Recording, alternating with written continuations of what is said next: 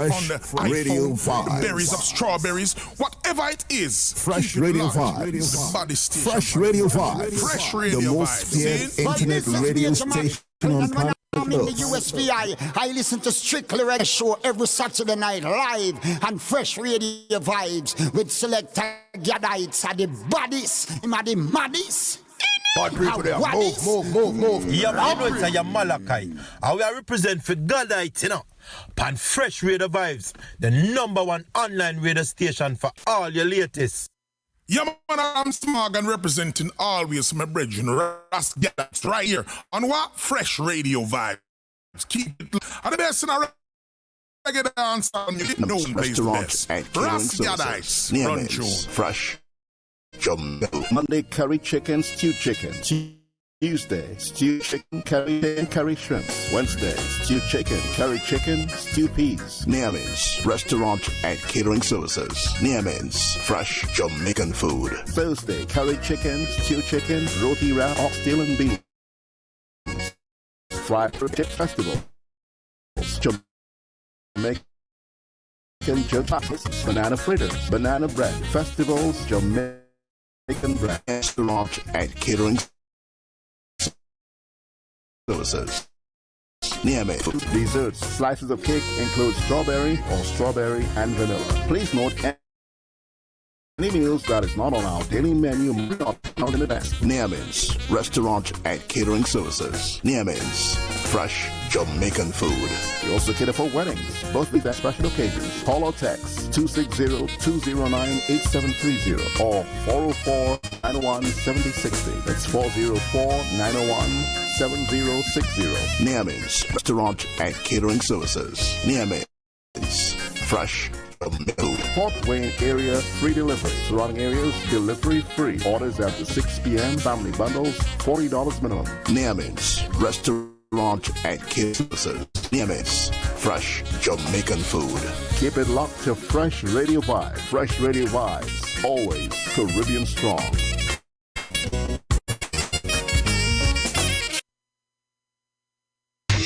Fresh Radio Vibes and NSMGTNT in association with the State of African Diaspora, SOAD, presents Lumi Matters each Wednesday at 6 p.m. to 7 p.m. Hosted by Janet Lovely, International Business Development Officer and a representative for the Lumi via Canada. Learn how the Lumi matters in business, barter exchange, travel investment, saving accountability. Listen to the insiders about Lumi Matters each Wednesday at 6 p.m. to 7 p.m. Only on Fresh Radio Vibes. Connect. Lumi Matters. Lumi Matters. They will set you up. Don't let they will set you up. Man, that Jah is mindful of him. Love in sin was in and true. We not the race of life. Don't let them set you up. Don't let them set you up. No, I don't wanna be set up. Don't let them set you up. Set you up. Hey, I'm a DJ. Pull up. Back in. They will set you up. Don't let them set you up. No. They will set you up. What is man that Jah is mindful of him? Every day the world is mingled up in sin. We see them all opposing and show off. We not the race of life. Later when I go laugh, don't let them set you up. Don't let them set you up. No, I don't wanna be set up. Don't let them set you up. Oh, yeah. Every man see him chant, see him dance, like the world in a lost trance. Yes, they got the system fighting against the things to make us all. Yes, to live as one, but they've got a master plan. Don't let them set you up. Don't make them set you up. No, no. Babylon can't set me up. Don't let them set you up. No, no. People are gonna talk, people are gonna laugh. Again. People are gonna pass some dirty remarks. Oh, my friend. Checking for the right sounds. Oh, no. My God. Got some of them soul it last. Welcome to another version of the Strickly Reggae Show, right here on Freshradiovybz, your #1 online radio station. We just rocking it right here. Babylon can't set we up.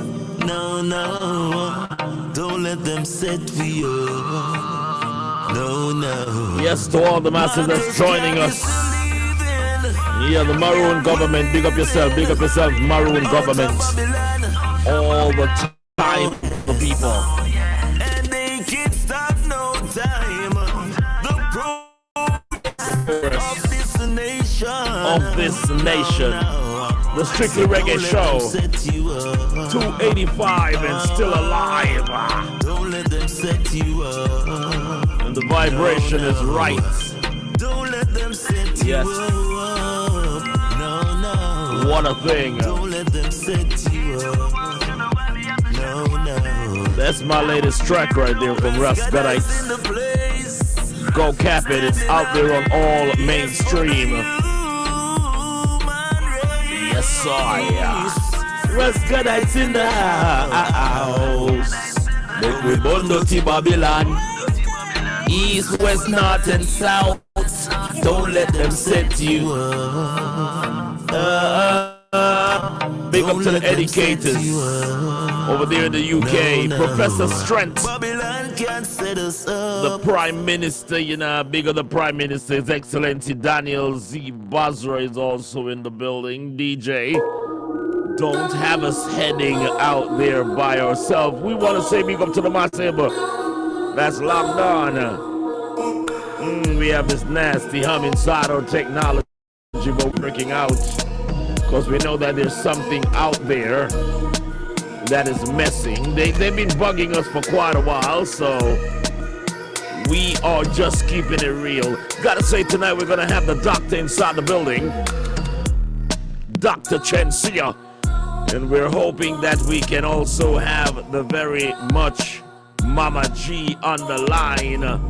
Maroon music, the Karamanti Festival is coming up, and we did say we would touch base with the Karamanti warriors and hear what is what. Big things are going. We are at the top of the discussion chain globally, and we cannot hide it anymore. All our brothers and sisters are calling. Big up to all the massive them who have your Maroon ID. Yes, all the sound, so big up to the massive them who have the Maroon ID. Yes, make it thing fat up it thing, and stop one like you want flat up it thing. Yes, as I said, tonight we're gonna have the beautiful Dr. Chensia. She's supposed to be I've touched base with her for such a long while, but sometimes it doesn't work as we want. You know, before we go back on the air tomorrow, make sure that gets sorted out here. So as I said before, let's touch on the agenda.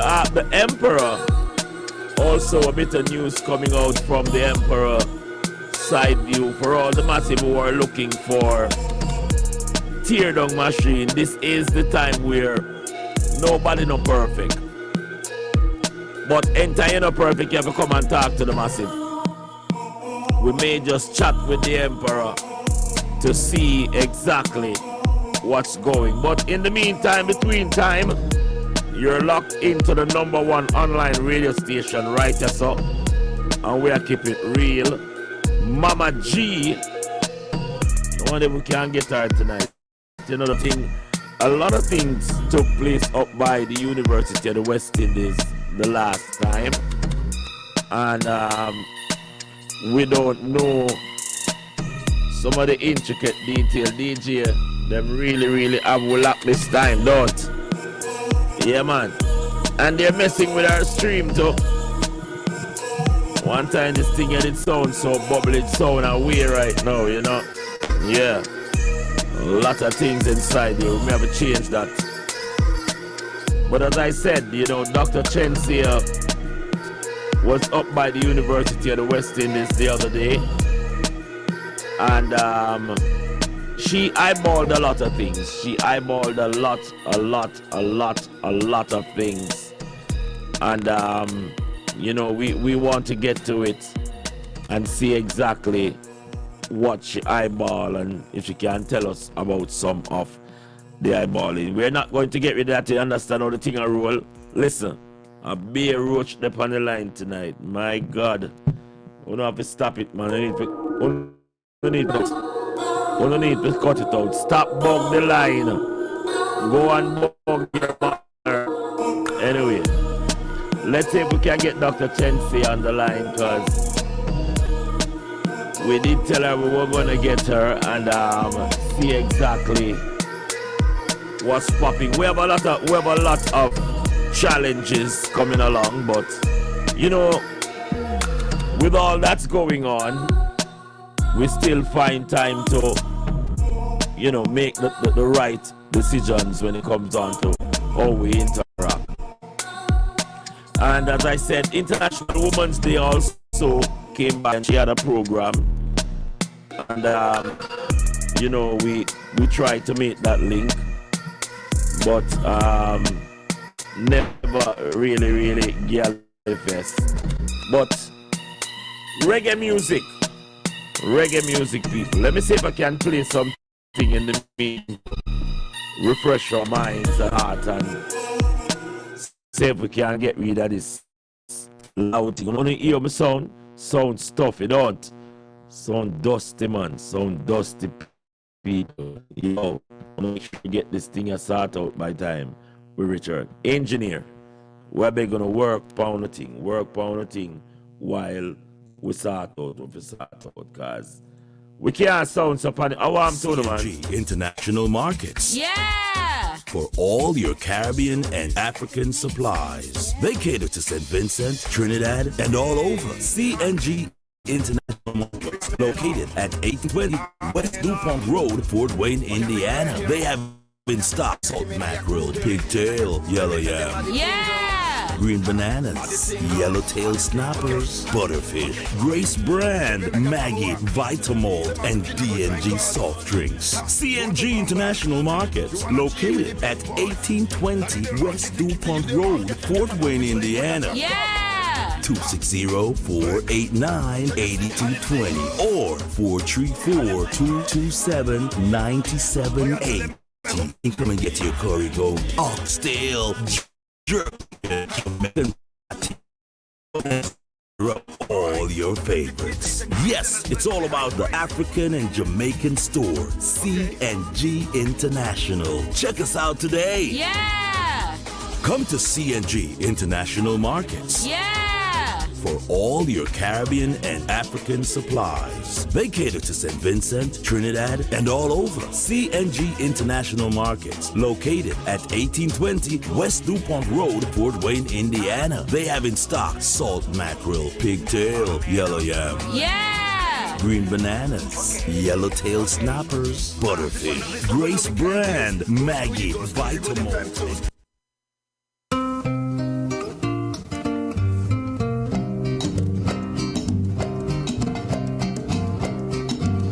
When the white men first came here from over the seas, he looked and he said, this is God's own country.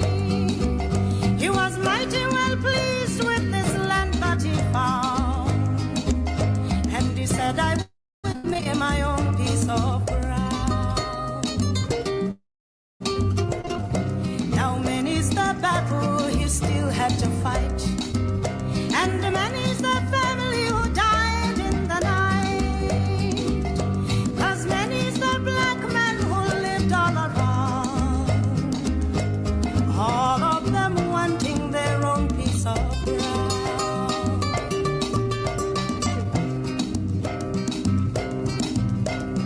Then one fine day in 1883, gold was discovered in good quantity.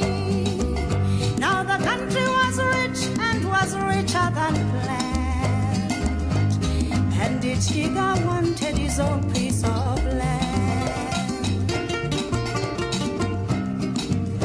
White diggers were few and the gold was so deep.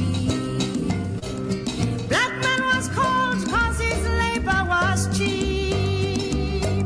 With cruel and a shovel, it's all underground. 6 pennies a day to tender the ground. Now this land is so rich and it seems strange to me that the black man whose labor has helped it to be cannot enjoy the fruits that are red and kicked from his own piece of land.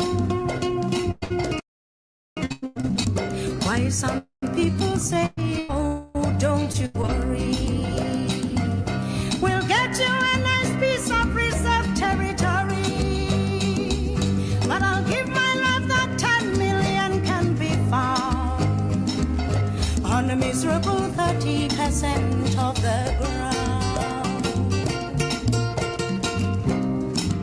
Yes, some people say, no, don't you worry, you can always find jobs in the white man's city, but don't stay too long and don't stay too deep, for you're bound to disturb the white man in his sleep.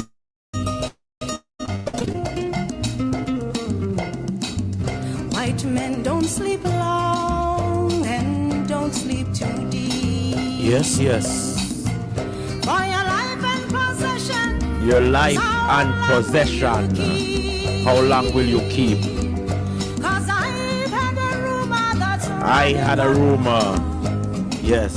for the black man's demanding His own piece of ground. his own piece of ground. That is all the black man, the maroon.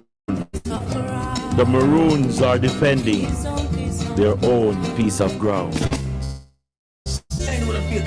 While we set up everything, we try to get our DJs. Big up to the massive, big up to the massive, the far right. Yes, Once in my life, some dreams I had, no one else believed in. yes. They used to laugh. Go down, dirty Babylon. Come on from a thing. Come on from a thing. Dirty thing, I Babylon. lost hope, I could not cope. Yes. But then you found me. You came along, you took my hand and Go down. mountains. But all I know, yeah, fate, I love you so. When I lost hope, you stood by me. So together you and I will grow until the end of eternity. Fate, I love you so. Yes, I. When I lost hope, you stood by me. Yes, I. Until the end of eternity. That I have faith, don't know what I would Do without you. Good times, bad Times across the lines. you always showed Me up to. you are my Yes, strength yes. through all my days of sorrows And disaster. always with me until the time Check it out, check it out. fun and laughter. And all I know, faith, I love you so. When I lost hope, you stood by me. So together you and I have to get this thing started up. I tell them algorithm, yeah. eternity. I said, faith, I love you so. When I lost hope, you stood by me. So together you and I will grow. Until the end of eternity. I remember that hill I used to live beyond. Yes. So very, very hard to So very hard to find. one day, and I made up my mind to take faith along with me this time. Yes. That hill you helped me climb it. Your strength to me. Check it out. And all I know, what will we think tonight, Father God? I love you so. I love you so, faith. When I lost hope, you stood by me. So together you and I will grow. Until the end of eternity. Check. Checking for the right sounds. You stood by me. So together you and I will grow. Until the end of eternity. Once in my life, some dreams I had, no one else Believe in. Oh, what is on the microphone just broke down? Son, you are just only dreaming. So I lost hope, I could not cope. But then you found me. Check it out. And you will move mountains. All I know. Check. When I lost hope, you stood by me. So together you and I will grow until the end of eternity. So when I Check it out. stood by me, so together you and I will grow until the end of eternity. I'm glad I have faith. Don't know what time man will do without you. Good times, bad times, to cross the lines. You always showed me how to. You are my strength through all my days of sorrows and disasters. Always with me until the time come around for fun and laughter. And all I know,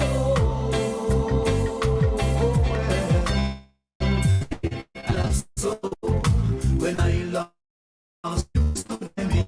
So together you go until the end of eternity. I love you so.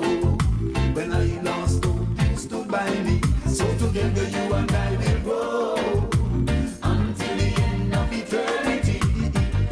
I love you so. Hey, I'm a DJ, pull that up again. Pull it.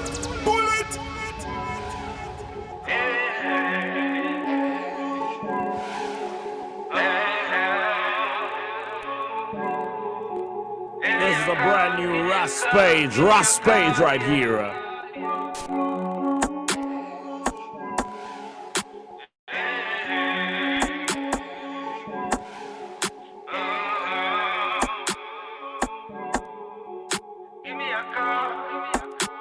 I'll be there on my 10 toes. Go ahead and go pick up the phone. You know you want me. I can tell you sitting all alone and you want me. Go ahead and go pick up the phone. Go ahead and go pick up the phone. Know you want me. I can tell you. Hey, I'm a DJ, pull that up again. Pull it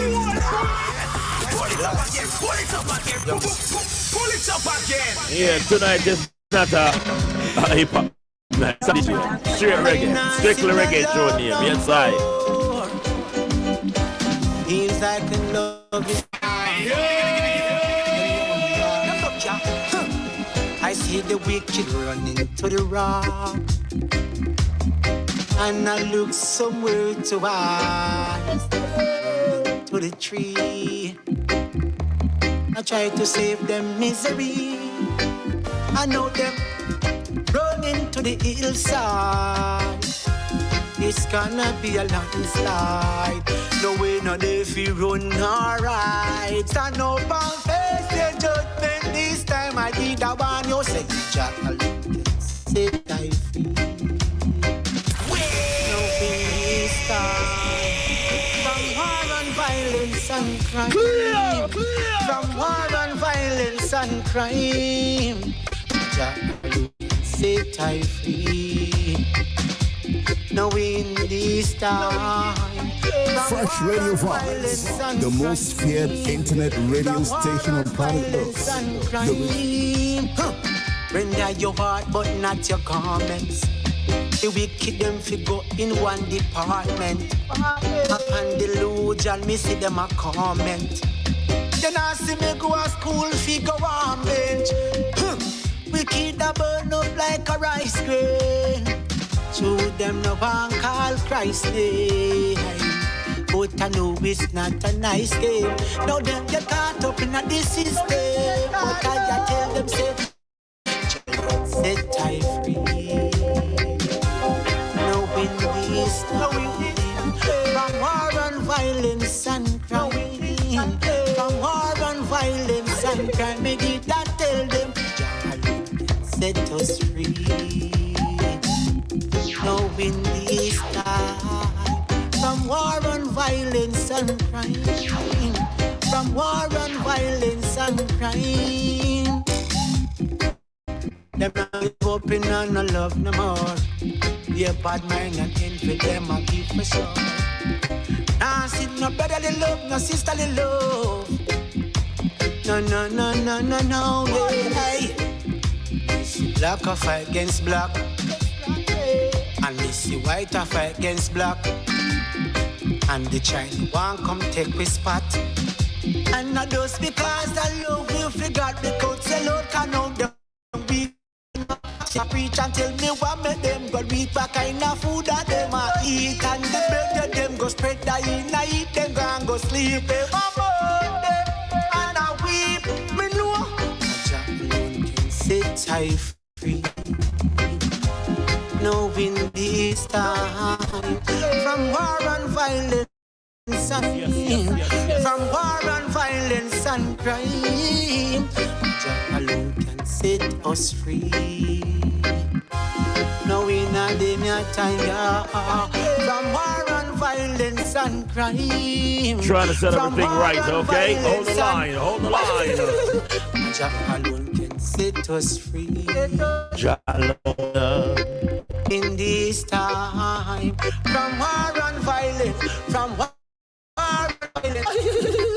Then young boss come in, them Could you possibly rewind and come again? We just working out all the kick sides. Yes, sir, we are lining it up. I know them can't stop the one and the one you're over. Oh, we are.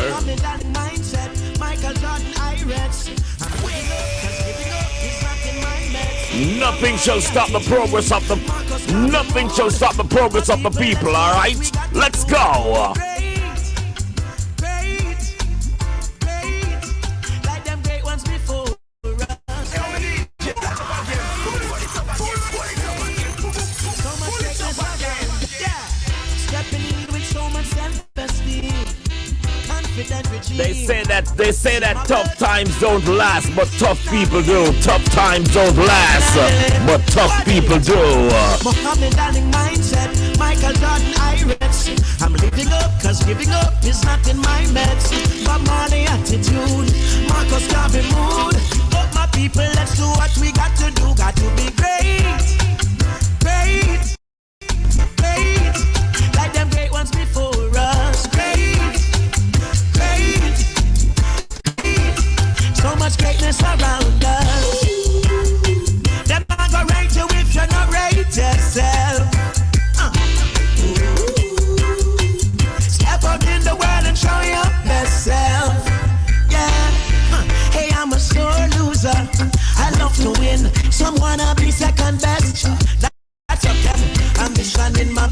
determination in my skin. Ingredients of a warrior. You know I've got to win. Gonna be great. Everything great. Oh, this is great. Oh, like them great ones. So in that sense, all who are divine are fathered of God in the divine sense. So much greatness around us. Them not gonna rate you if you're not rate yourself. The mystery is if you not love yourself. My Bruce Lee skill set is what I pay my sweat. Waiting for me to fall. Don't hold your breath. Forever standing tall. As a virgin is hey, Mr. Obstacle, they mind your has not known a man. Any people who have not had an intercourse with God cannot bring up new life from themselves. So the white man, like Mary's father, body away from us, that could impregnate us with a new idea different from the idea of the slave master. He was like a father guarding a daughter that's pretty and don't want nobody to get to his daughter, so he stops them at the daughter when you come to see. And if the king's the master, he's so bold among the savages.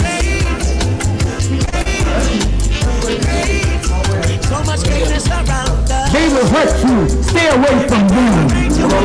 So you try to keep us away from our African brothers and sisters and them away from us. Anybody that has knowledge, how many of them come from Africa and the Middle East and try to teach you? Even when Brother Ahmed D. came, he didn't come to black people. With all that he knows, he don't come to impart it to you. The Indians keep him among their own kind and try to get him to talk to white people. They ain't got no love for you. You're a virgin. And every time one of us went away and had a relationship and came back pregnant with a new idea, he saw it immediately.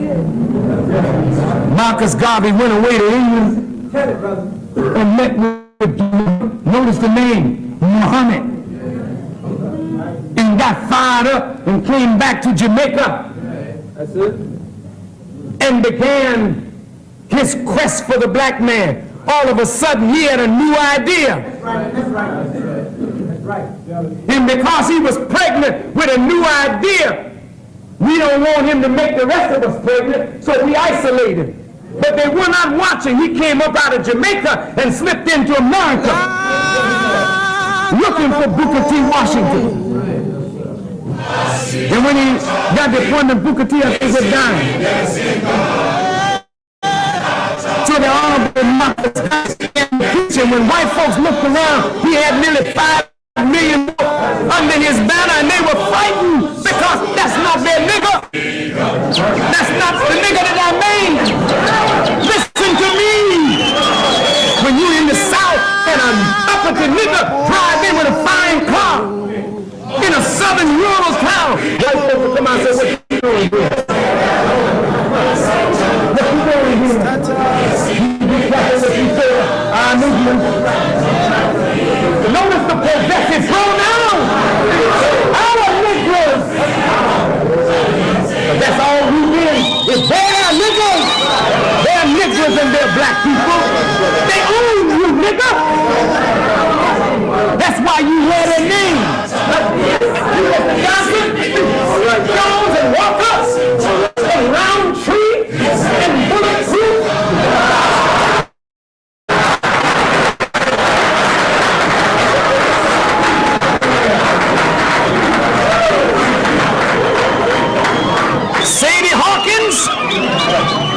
That's not your name. The white folks. Why he give you his name? He own you. And he acts like he own you. Go to work for him. He looks at you.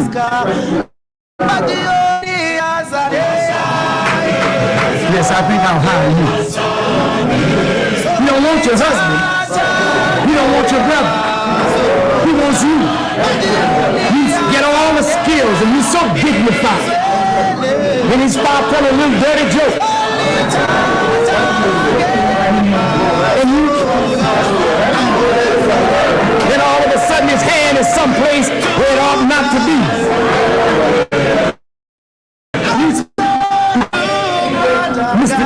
Stop that, Mr. Savitsky. But you don't want to talk too much because Mr. Savitsky may fire you. You need that job because your husband is home in the bed waiting for you to bring the money home to him.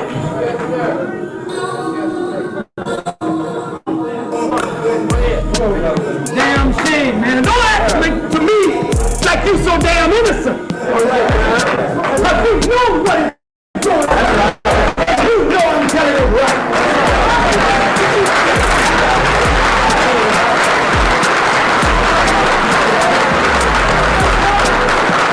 That's right, brother.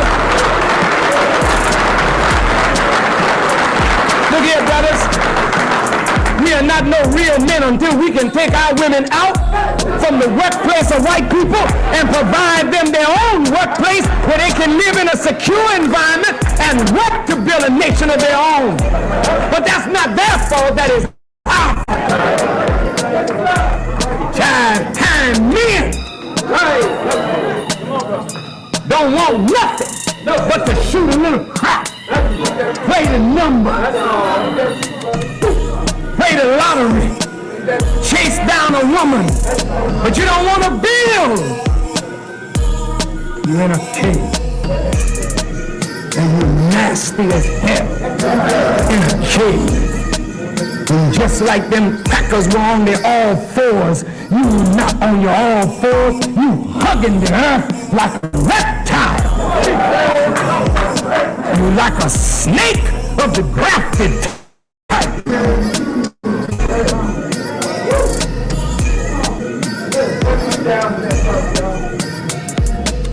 And as them white people needed somebody to lift them up, don't you tell me you, with all your degrees, you're not lifted up. A freak, a PhD sissy, a chemical engineer, and somebody making a bridge out of you. Ain't nobody lifted you up. Nobody cared, brother, until Master Farad Muhammad came to North America by himself.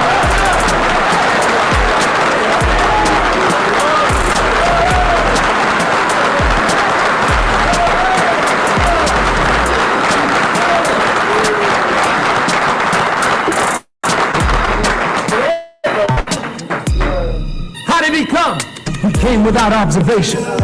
Just like the book say, see, a Holy Ghost came unto her. A Holy Ghost. Now you know ghosts don't go around making women pregnant. When last you were made pregnant by a ghost? Talk to me. Anybody in here been pregnant by a ghost? I'll give you $10,000 out of my brother's vest pocket.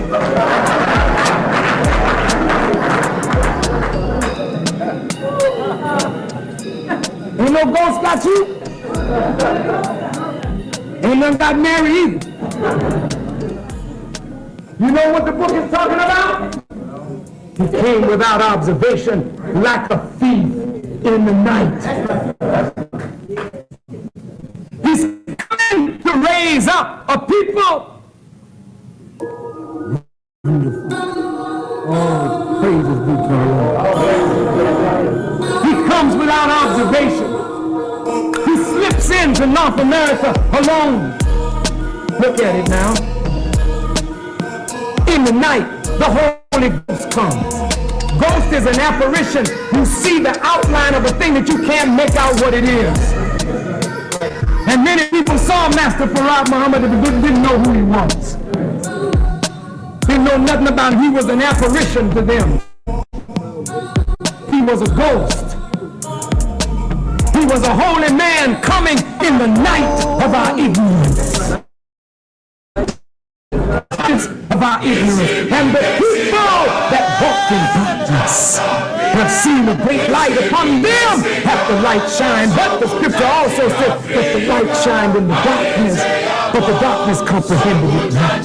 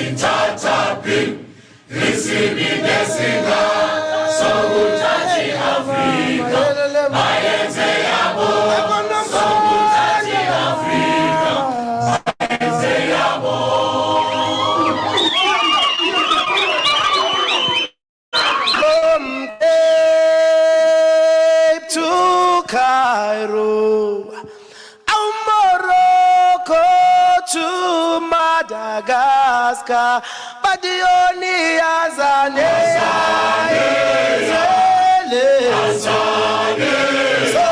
Solitatange Bazoga, but the only Azane, Solitatange Bazoga, away from Cape to Cairo, Morocco to Madagascar, but the only Azania,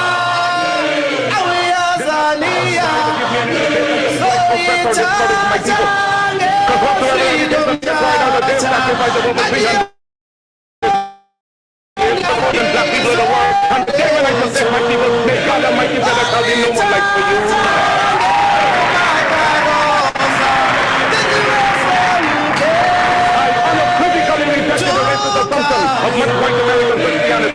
namely the God that created the black man imperium and the leading Negroes to their servant class.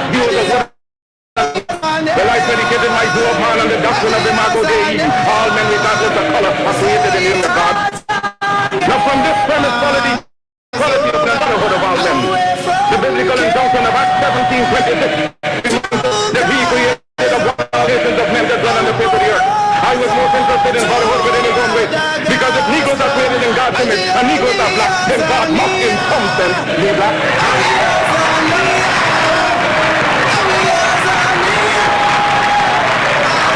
If the white man has the idea of a white God, let him worship his God as he desires. We have found a new ideal.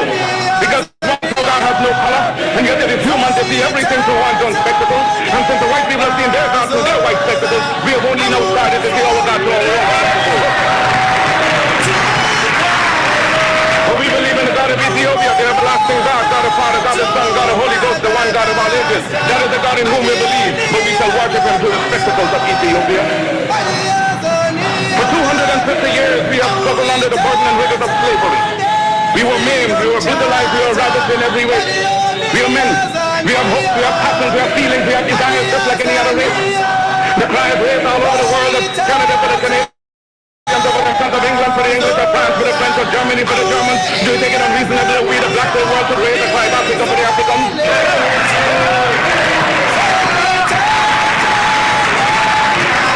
The Negro is a man. We represent the new Negro. His back is not yet against the wall. We do not want his back against the wall because that would be a peculiar and desperate position. We do not want him there. It is because of this that we are asking for fair compromise. So the Belgians have control of the Belgian Congo, which they cannot use. They have not the resources. The intelligence. The French have more territory than they can develop. There are certain parts of Africa which they cannot live at all. So it is for you to come together and give us a United States of Africa. We are not going to be alone without a country. God never intended it, and we are not going to abuse God's confidence in us as men. We are men, human beings, capable of the same acts as any other race, possessing under fair circumstances the same intelligence as any other race. Now Africans sleep, not dead, only sleeping. The day of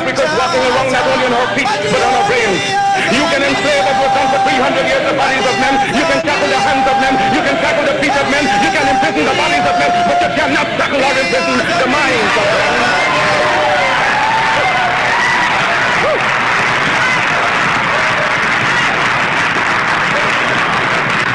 Dive down, black men, and dig.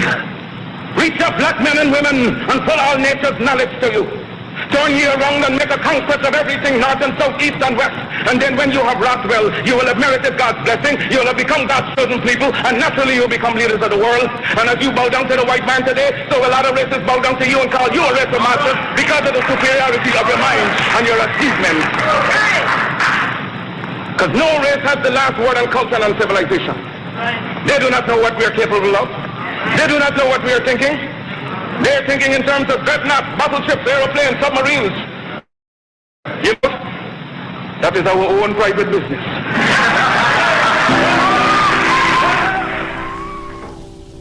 Haile Selassie is the champion.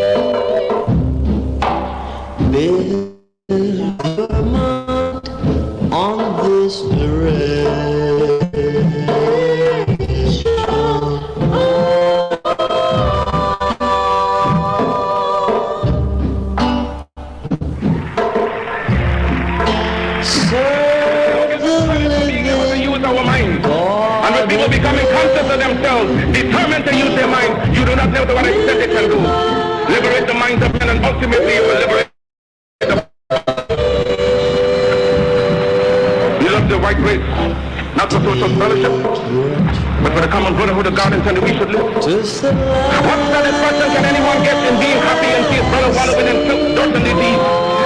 How can you be happy living in luxury and your brother's living in disease? And then when you try to help the one out of the disease, the subtle culprit talks about disloyalty. This men of Carthage, black men of Ethiopia, Timbuktu, and Alexandria gave the light of civilization. Ethiopia put our hands on God, and princes shall come out of Egypt. Nations, races have been quite for over 4 centuries, who was merely born of youth, insult, humiliation, whose forbearance can only be compared to the prophet Job, as likewise lifted his bowed head and raised it up to God's title, I am a man, and demand a man's treatment in this world. But I shall teach the black man to see beauty in his own kind and stop bleaching his skin and otherwise looking like what he's not.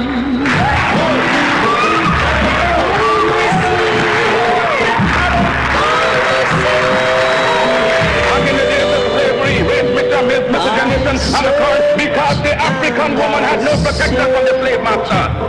Therefore, there is no need today for black people to themselves really continue a practice that smacks so much of slavery.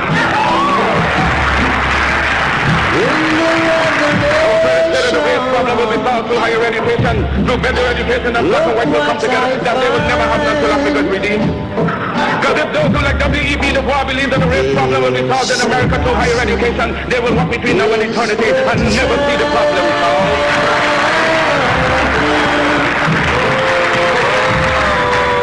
God made man Lord of his creation, gave him possession and ownership of the world. And you have been so down and lazy that you've allowed the other fellow to run away with the whole world, and now he's bluffing you and telling you that the world belongs to him and that you have no part in it. I don't have to apologize to anybody for being black, because otherwise you know exactly what he was doing when he made me black. If black people knew their glorious past, then they would be more inclined to respect themselves. Yes, you heard of Johnny Walker Red and black. Well, he had his adversities, but he's still going strong.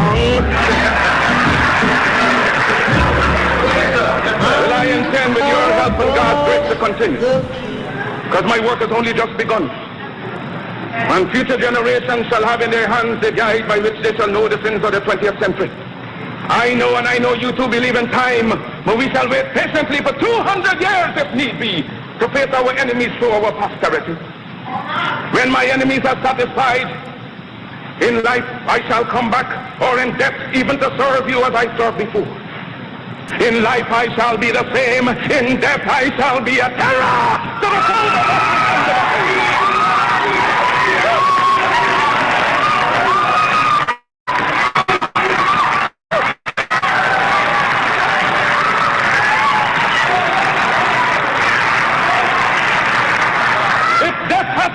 then count on me to be the real Marcus Garvey I would like to be.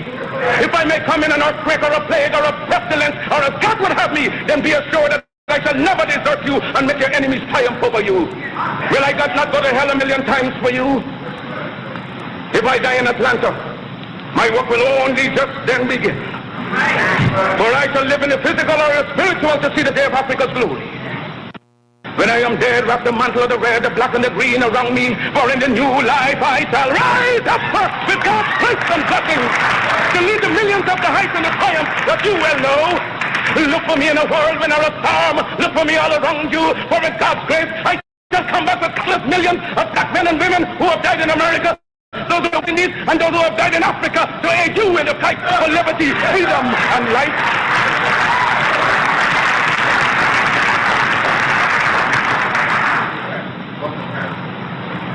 Any leadership that teaches you to depend upon another race is a leadership that will enslave you. Oh, excellent is thy name, thou hast set thy glory above the heavens. For out of the mouths of babes and sucklings thou art in strength to still the enemies and the avenger. With thy new name, O Jah Rastafari.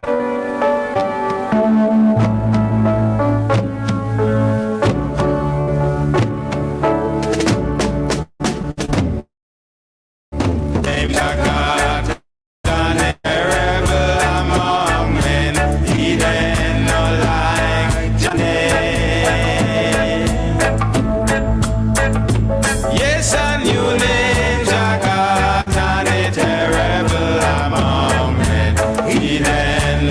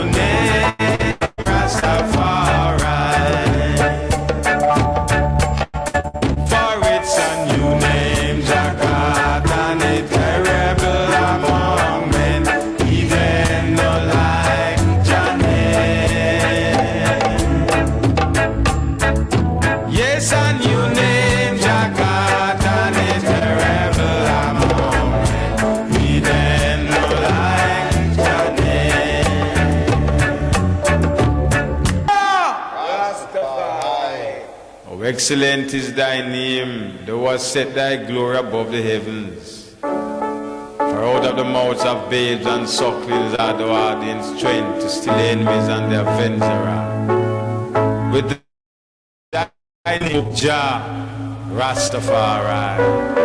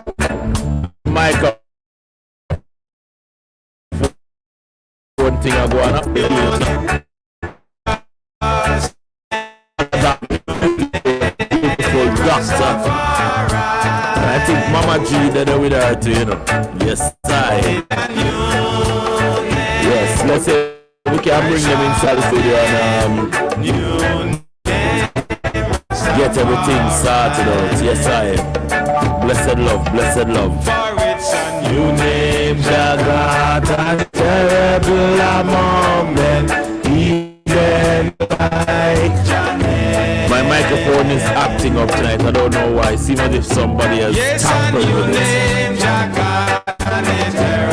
But I think we do have the doctor here.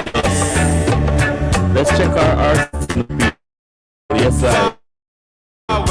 Alright, watch how we can't tremble. Grand Rising Doctor, how are you, Dr. Chensia? Are you with us? I'm trying to see if we can. I am here. I'm just going to vibrate on the audio. Oh, on the audio, and I think it's going to be right. Okay.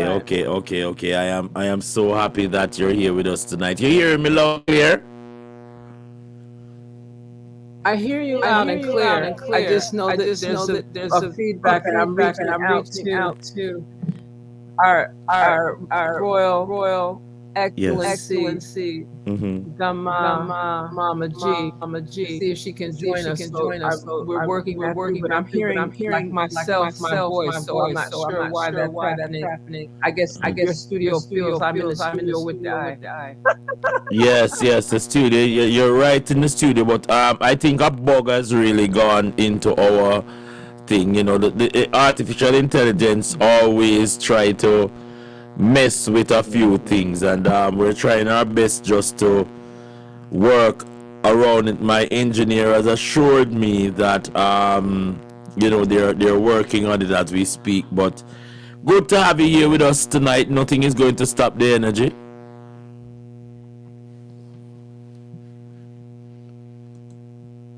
Did you hear me?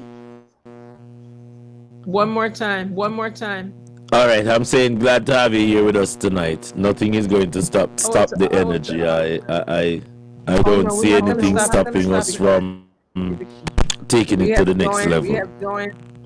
Of course. There's an opportunity for I to share some reflections. I'm reaching out to Her Excellency Mama G, to have her chime in in regards to some of the maroon and the indigenous prejudices across the land. I'm joined here. Okay, I'm in competition with the self. I'm sorry. No worries. With Sister Queen Mother, Sharon Oshun, Parish Chambers of the Temple of Inner Peace. So, greetings. We're here giving thanks, and for our brothers and sisters. Are you hearing me? Why is this technology messing with me tonight, Father God? I am asking all the powers of the ancestors to assign themselves right around this broadcast. One consciousness. Yeah.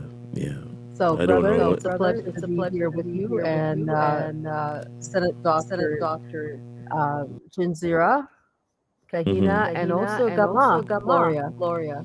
We're ready. Sacred Feminine, the three warrior here. We're ready. Yeah. As you hear, I'm trying to make things applicable when it comes on to. I'm getting vibration. But bring us up to scratch. It has been a while since we touched base, and I know that you've been doing a lot of work. So the Grand Rising to all the queens and mothers on the line. Of course, Mama G. Yeah, you know, me love her like cook food. Me love her. She is just every time I don't even know her, I don't even touch her yet. But her aura is just so powerful. Even looking at her picture, she reminds me of great time with people and great ancestral powers. Welcome, man. Welcome.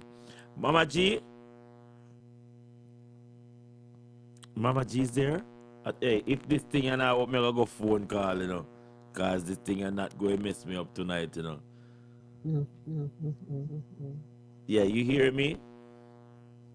We can hear you to a point. Yeah, we can hear you to a point. What I realized is happening, that's why we kept our video off, so that we are using all of our bandwidth, because limitations are just that. They limitations upon them. They don't desire for this type of reasoning to be shared.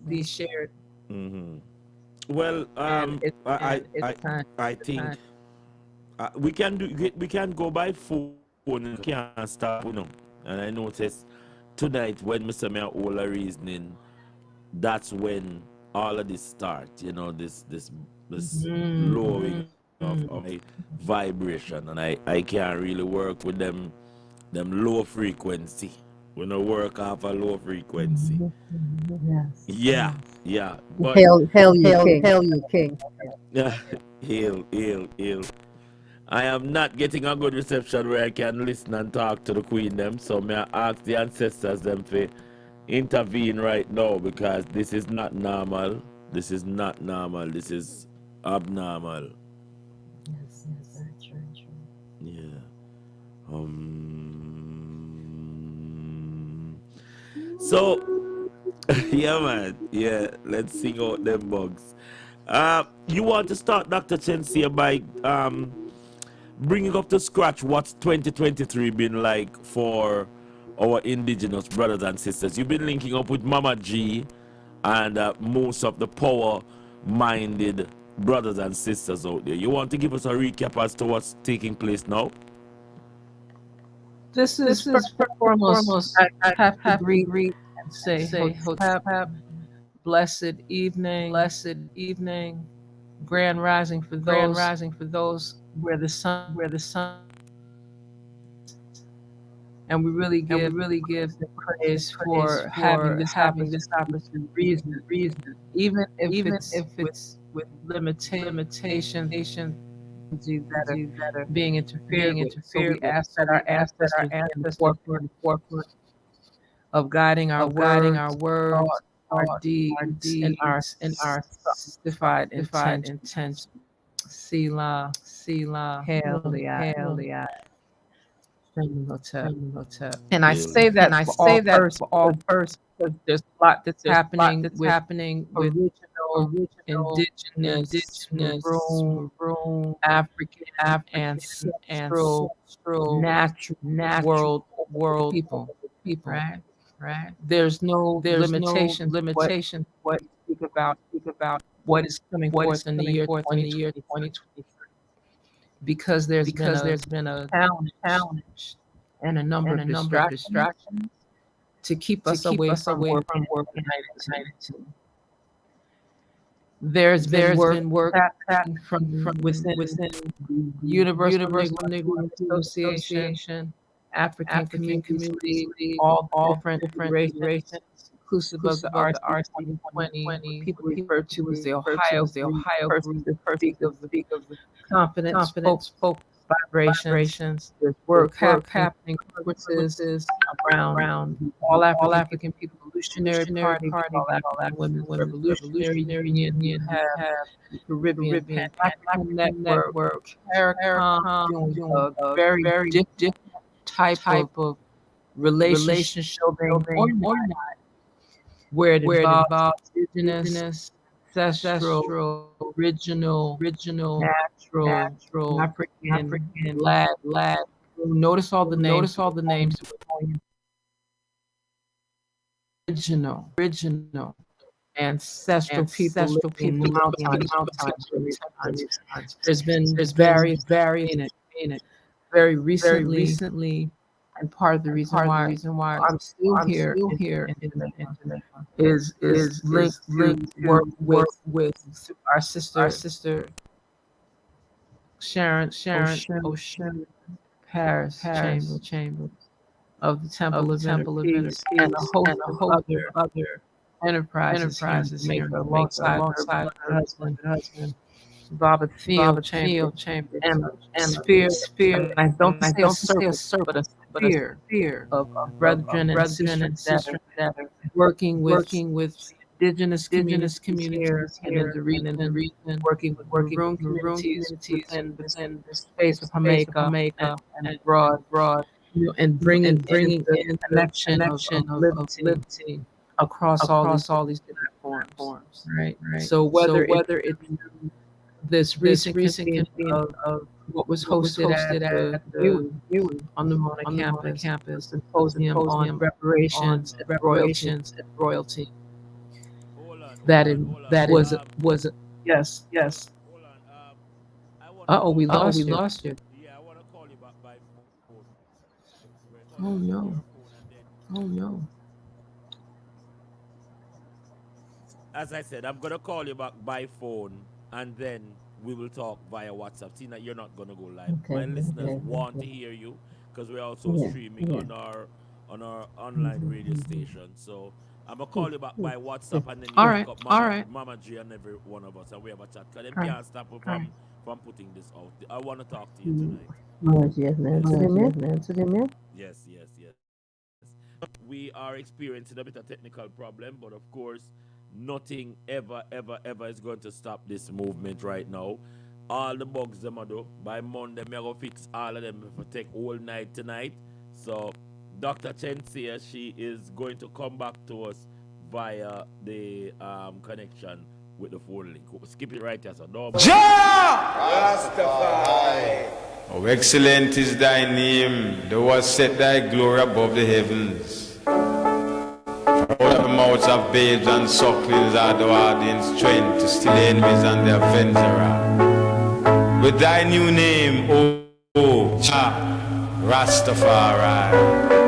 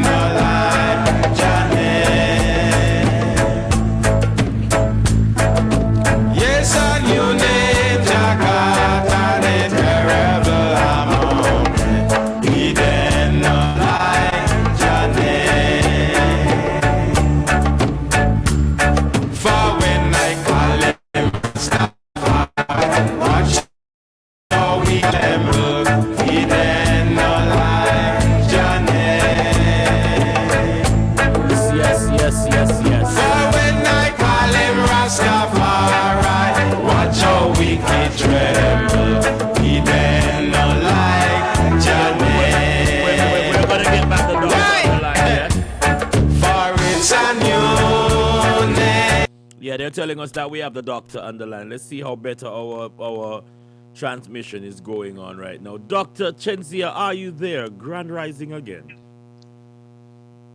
Grand Rising. I can hear you. Are you able to hear me? I'm hearing you better, so much better right now. I get proper audio of what we're discussing tonight. So, once again, welcome. Welcome to our broadcast tonight, the Strickly Reggae Show, and our listeners was not prepared to have a stalwart like yourself on tonight, but of course, I called you at short notice and you did not refute from coming on board. You put everything aside and you say, Rascadites, and ready. So I am so let people know exactly who am I speaking with. Okay, this is Nasud Moot As Dr. Shira. For short, persons refer to me as Mama Dr. Chen. And I have the honor and privilege of being joined this evening by one of our sister queen, Mother Sharon Oshun, Paris Chambers of the Temple of Inner Peace, and a host of entrepreneurial enterprises right in the heart of Jamaica. And I have the honor and privilege of also, we were able to have Her Excellency Gama Mama G shared a moment with us, and then we had some signal issues, so I will share some reflections of what she offered to some of the convenings that we've had the opportunity to participate or have full strength in engaging in. At another time, she will join you on your other broadcast. So Mama G's here with us? She's not with us right now. No, she was with us when we were on the other platform. Yeah. And again, just with the time and the hour and so forth, with more preparation, she'll join us at another time. But at least she gave her regard. She sent her well wishes and, highest respect to the Ada in terms of bringing this work together. Me want to talk to her still, but Mama G, she don't really sleep at night time, but she a whole of meds, so me not really wash it, cause Mama G that come. Me want to ask her about all of it. But let us start with Doctor yourself and this prestigious time in the place that they're calling Jamaica. Talk to me. You're there on a mission. Talk to me. Well, the mission is to really heal and bring unity in the work that's being done around indigenous affairs, around the vibration of the Maroons, and being, seeing the unity that can come forward in these times. There's been African royals that have graced the space as well, sharing not just words, but actionable deliverables of how we can navigate working, ourselves with our ancestral legacies in contemporary times. It's a privilege for us to be able to extend our arm, stretching forth our hand, and always having hands stretching forth toward I in these spaces called the Americas, and by all the other names. There's a lot of names, so as we're clear that English is not our first language, I ask the listening audience's indulgence in any terms that may seem unclear, or any terms that may be questionable, or any terms that don't carry the authentic, sacred, sanctified words and power and strength that it should. So part of what has been going forward, was a very recent, from the 27th of February until the beginning of March, right, leading up to Ghanaian Independence Day on the 6th.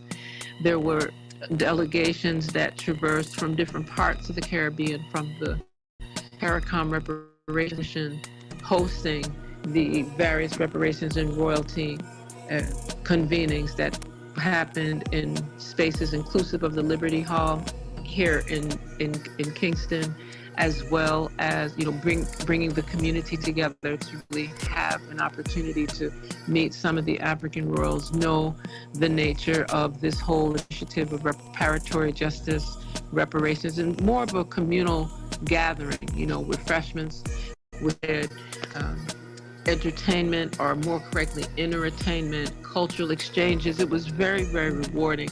To have African drums from the space of Jamaica, extending with and shared with, amongst African royals, and not just African royals by honorific title, but African royals that follow legitimate ancestral bloodlines.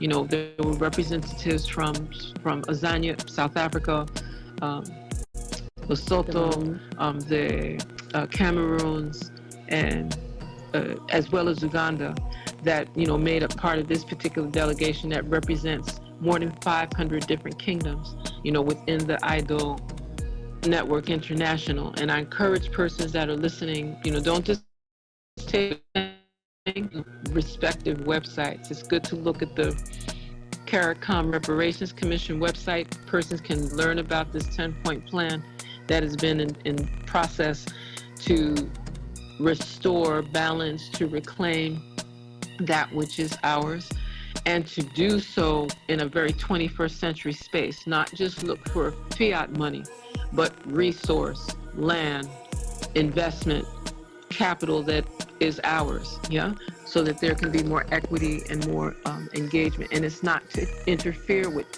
the sovereign intentions and works that are being done. Expand those so that the sovereign power that is ours, that is part of our ancestral legacy, is brought into play.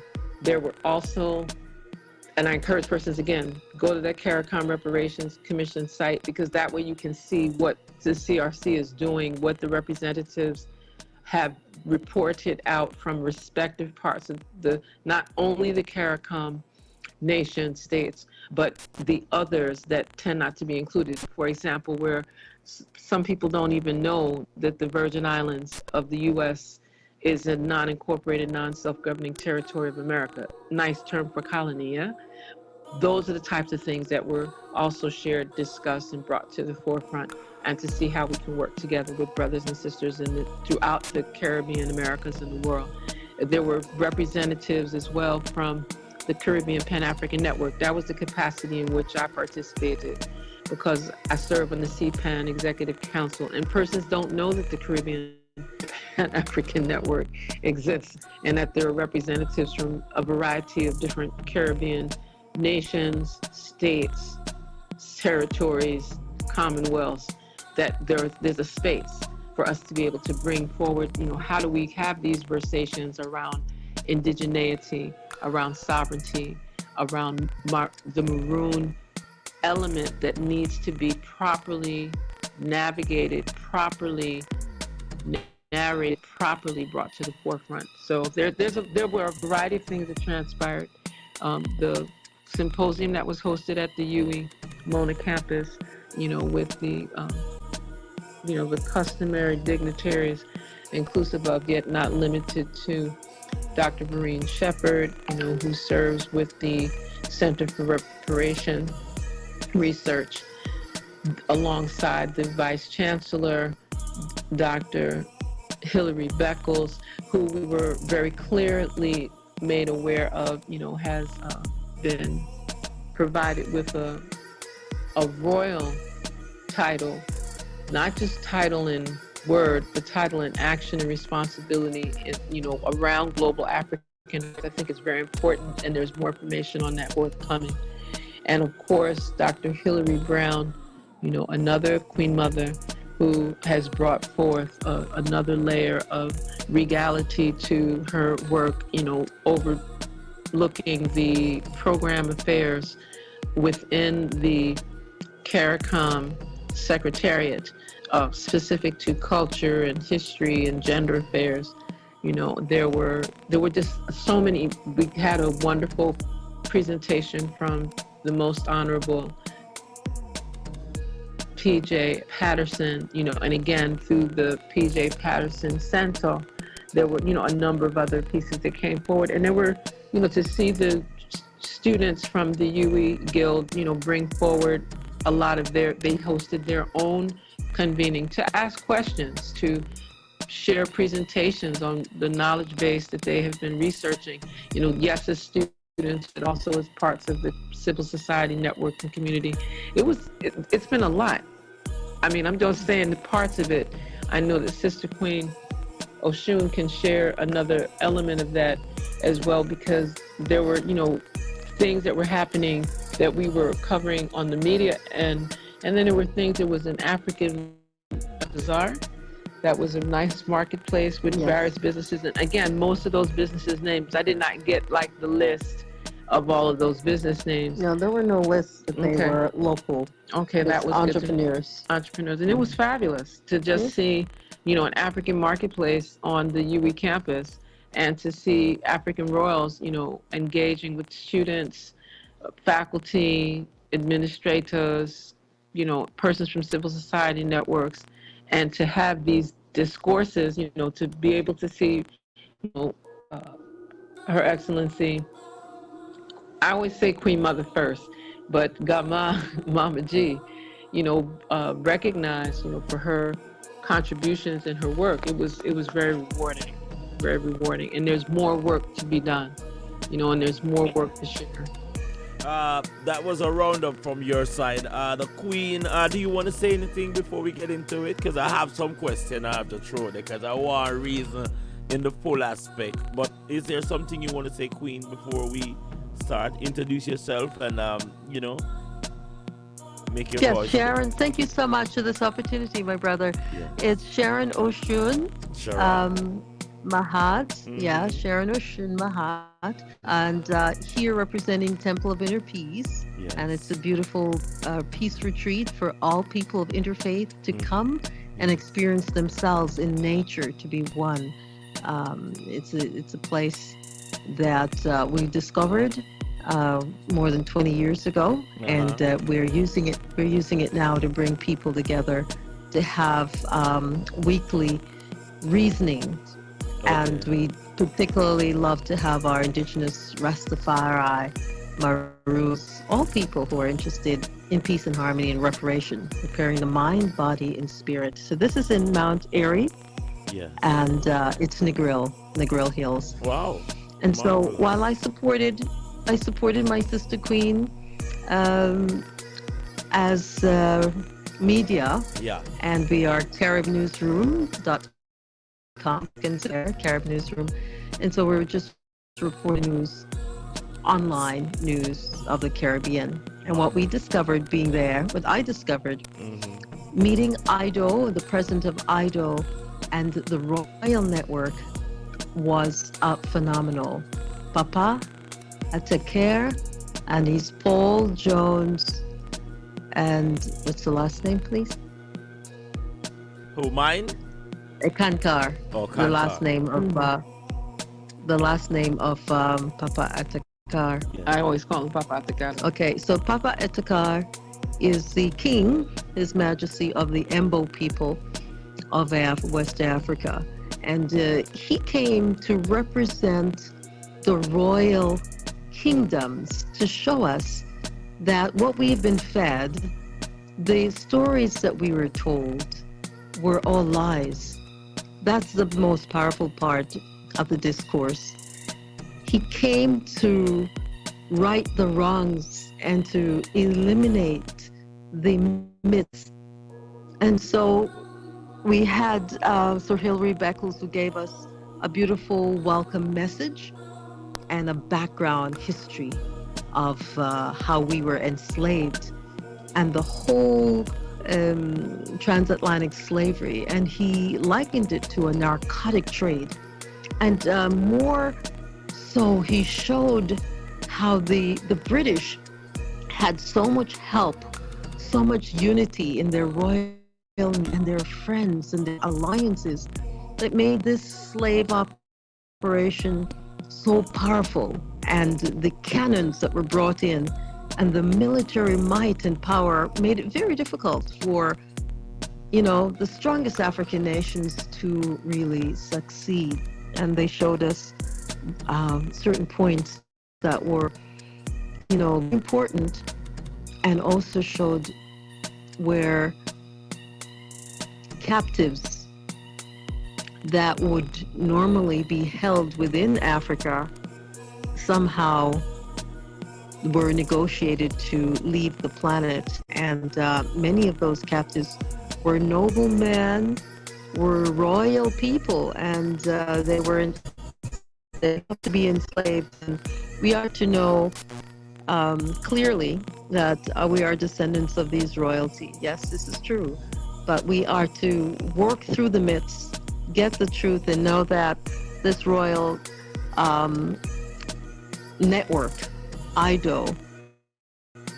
IDO net into I think IDO Network International.org is where we should go to get the background and the philosophy and strategy that they're using to educate us, to remove the myths, and to get us to start trading with each other.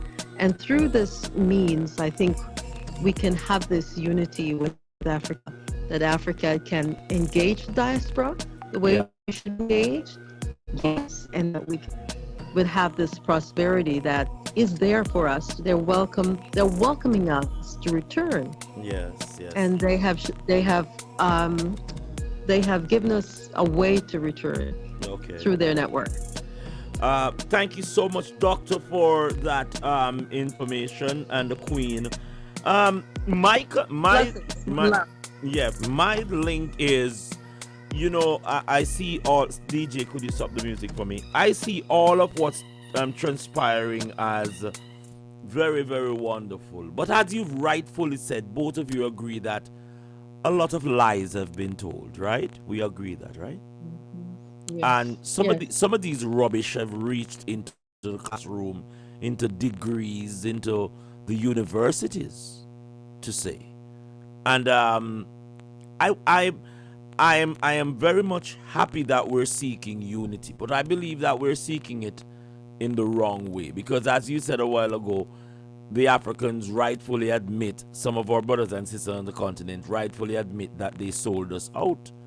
Those who were and I think that's why you should listen carefully, and I'm going to encourage you, because even that narrative was challenged in this particular In what way? How was it challenged? I asked in a question. It was challenged. Go ahead. How was it challenged? Okay, so I want to make sure that I give you what was the full plenary on this symposium, right? I want you to hear the theme. I want listeners to hear it very clearly. Yes. Reparation and royalty. Africa and Europe. Exploding myths and power truths. And see, a lot of times for persons that are not, you don't even have to be in the academic realm. But you want to look at these things from a commonsensical perspective. Most of the narratives, most of the history that we've gathered about the African enslavement experience, whether we call it the triangular slave trade, the Maangamizi, the Ma'afa, the African Holocaust, etc., we tend to gather most of that literature, most of those stories, most narratives from very limited perspectives, and usually from a colonial space.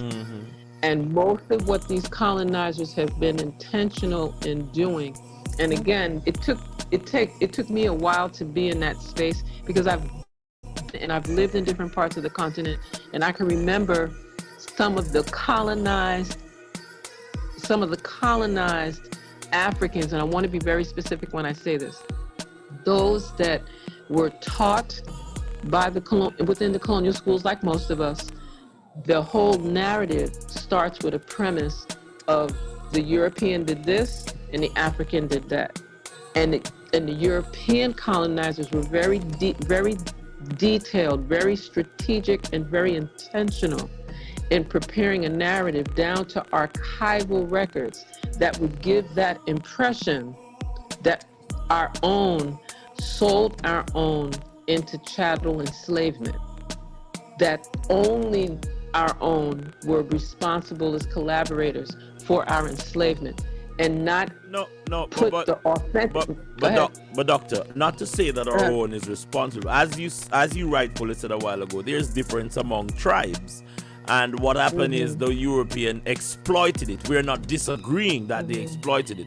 But of course, the brothers and sisters on the continent have to be mature enough to handle the responsibility of the immaturity that took place, why some of our brothers were captured and sent over here. I don't want to dwell on that, but I believe it's pure hypocrisy for the brothers and sisters from the continent of Africa to come over to a place, especially like Jamaica, that have such great sentiments for liberation and rebellious against the corporation, and not show some form of gratitude for what has taken place. I believe that they have dropped the baton and they're looking for some form of forgiveness from our people over this side. And they I have think that, go ahead. No, let me finish hearing the whole point, because Yes. what I will say is that this is why when we have these types of conversations, Yes. it's important to go to the root Yes. and to recognize that the apologies, because there are some that are saying that they apologize, and they are apologizing for having any role to play their or ancestors. not, or right. And there's two sides to that, because some of them, and I want to pull on something very recent, and I don't usually welcome Netflix on many occasions, but this very recent docudrama on Queen and Jinga in what we know as the Ndongo lands or Angola. I encourage persons to view that and to view it from a very objective space. Don't get caught up in any of the romanticism that may kind of peer through some of the dramatic interpretations. But the key point that came out of that limited series is that Queen Njinga, whether people felt that she, became Catholic and turned on her people and sold out people and that, and so forth and so on, her actions as a leader, as a quote woman king, people like to use that term now, but she was a queen, but she was in a position as if she was a king, right? Just because of the way that African strata was operational. One of the things that she was able to do, and she is one of our ancestors that influenced a lot of what we're now seeing, is that movement for indigeneity and power and sovereign power and marronage, all of that. She's one of those powerful ancestresses that brought that whole vibration into the Americas, right? Persons overlook what she did to save lives. So she may have had to let those that were captured stay captured, because when she went for them, they were killing off millions. They were cutting up body parts, they were raping, they were torturing, they were burning people to the ground. And people forget, sometimes you have to retreat before you come back and move in strength. And again, I don't know what it's like to be a hold on. queen mother. Wait, pause. I don't know what it's like to be a queen mother in that capacity. All right. But one of the things that came up in her narrative, and from her what she shared in composition that have gone down, not just oral tradition, but what persons were recording her to have said, was that they were forced to a point where they were not even granted the opportunity to even go back and get them, because when they did go back and get them, they wiped out like entire groups, entire nations. And we forget that on this side of the Atlantic, some of the same thing happened. Like, that's why I encourage persons. But I Go ahead. I don't mean to interrupt, but No, you don't interrupt. Go ahead. Yeah, my thing is you're actually in the place that they call Jamaica right now, and I hope that while you're there, Mama G is really carrying you the woods and show y'all Blue Hole and all of these places where our ancestors used to conquer the crown. Now, what I see happening right now is we're being fascinated by these historical crap that these Europeans has put in books and have taught to us very eloquently in their institution called universities and so forth. That little, what we see happening, as I said, is you're in a place where in 1738, our ancestors had the crown who was working for the Vatican surrendered to them, right? We see where now people are being distorted asking for reparation.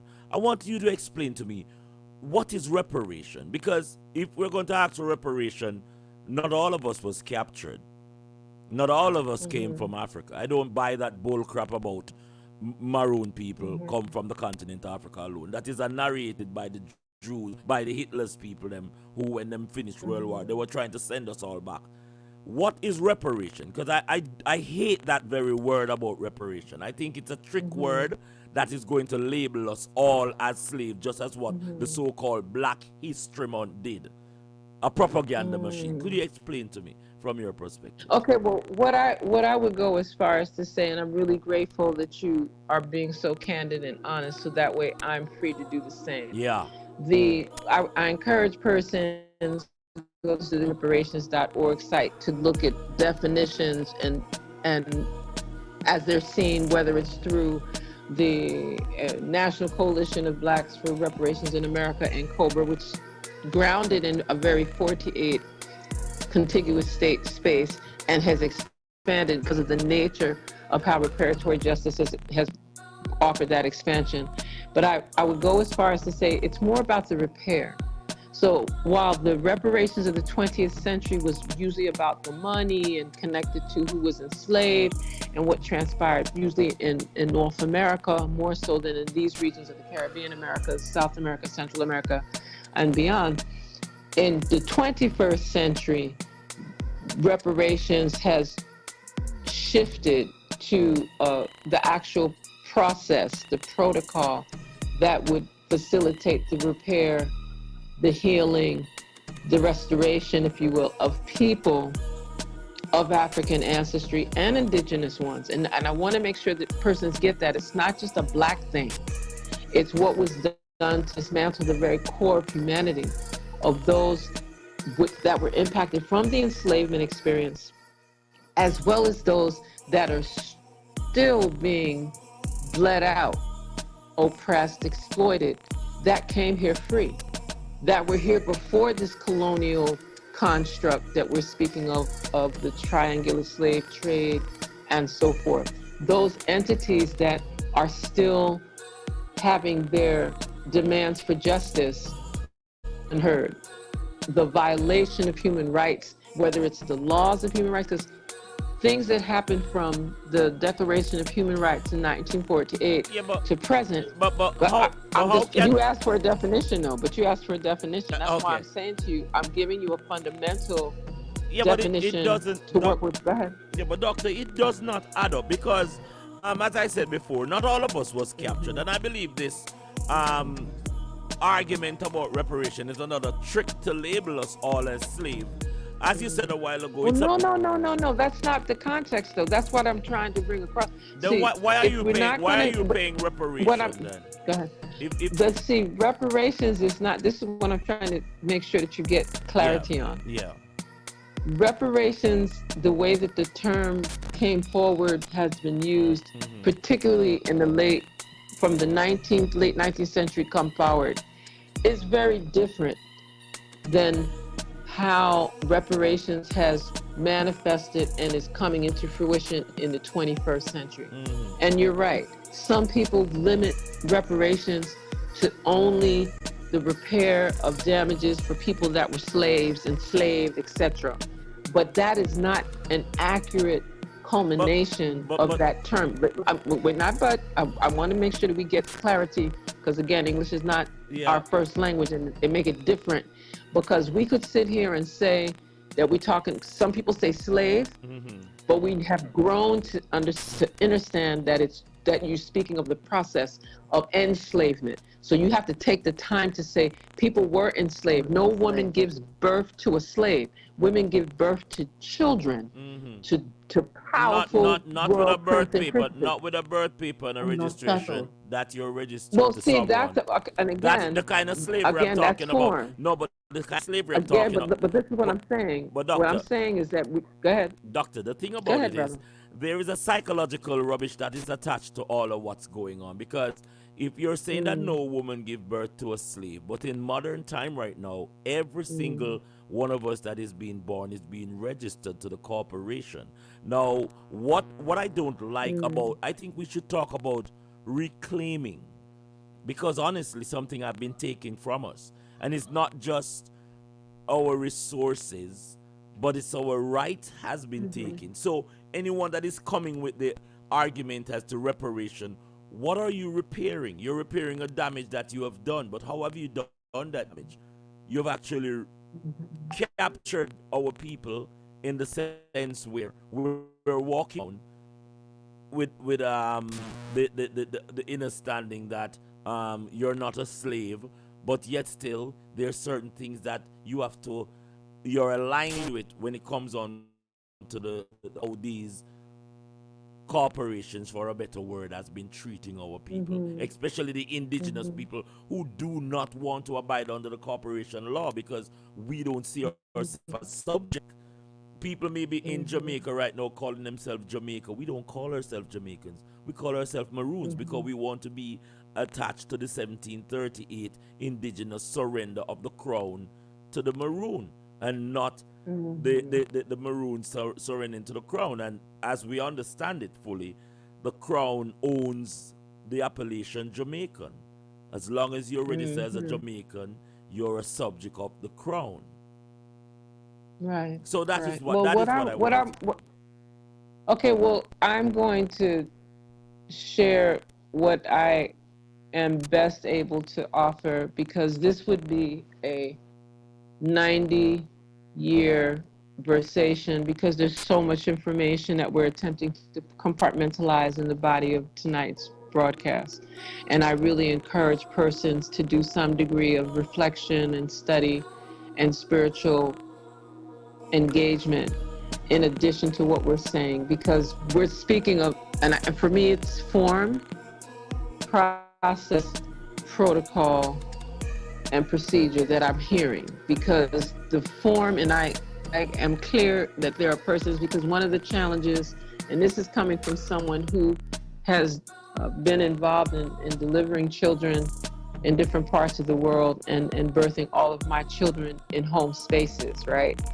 And the challenges of being in community and society where we didn't rush to do any of the contemporary, birth documents, et cetera, and until we have the type of society, the type of new world sovereign order to establish that, so that we can freely traverse and travel around the earth as we desire without all of the limitations, whether it's the visa, passport, or if we're going to have a passport, it's a passport that is reflective of our sovereign nations and not being tied to colonial spaces. A lot of this conversation becomes challenging, because I've seen persons, and we all know of persons that have been incarcerated just because they didn't get documents for their newborns, just because they didn't get immunizations out of ignorance. Well, it's not just ignorance, though. I mean, I know brothers and sisters that are in prison right now in the 48 contiguous U.S. for not doing things like that. But that's another. And again, following. Because doctor, what I want to do, our people are living in a fear factor, and I am here to shatter that fear factor, with the sense where, when they came, and I have a Maroon ID that I use every single day in the United States, right?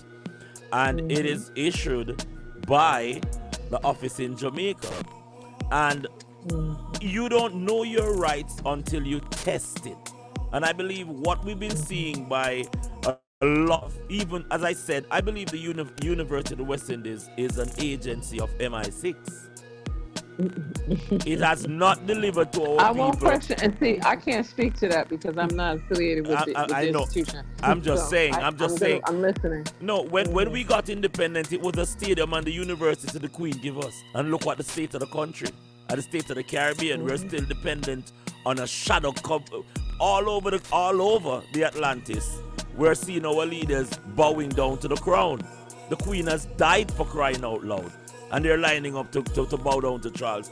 This protocol of Western civilization must be shattered. We cannot continue on a journey in this Western government system that yield nothing but criminality and murder to our brothers and sisters. So I am very much, I'm speaking in a powerful manner, because when I see the kings come all the way from the continent of Africa, and they don't come to our captured brothers and sisters who were carried over by the British, who was some way and some shape aided by them, They come over to make it seem like. And I'm gonna say that's but see, you didn't let me finish the whole piece of what happened when they came and what they asked. So listen to what I'm trying to say to you. See, some people pass judgment, or call things out without knowing the whole sphere. And a lot of times, some of the things that do happen, especially in subtle spaces, are so subtle that people just don't know that they happen. Right, and I'm saying this from a space of not eventiveness, but just clarity and restoring ma'at, right, of balance and justice and divine righteousness. Yeah, that what was witnessed was that there were those questions of who are they to come and reason and share and exchange with, and they had a form of humility that we don't usually gather because when the European colonizer royals, so-called blue blood, come, everything stopped, everything dropped, security on block, you understand? And everybody line up. Maybe not you and I, but I'm saying the majority are going to flow in that direction. But when it comes, without question, however, when African, let me just finish this last portion. However, when it's African royals, then we come into a very interesting type of moderation and a certain kind of resistance, because they're saying, and it's almost as if we make them have to overprove their authentic. I'm not questioning you. I'm saying in general. No, but I think our people are wise to the point to see that the African, I believe they're a bunch of pirates up to this very days. A lot of our brothers and sisters from the continent of Africa are still in piracy.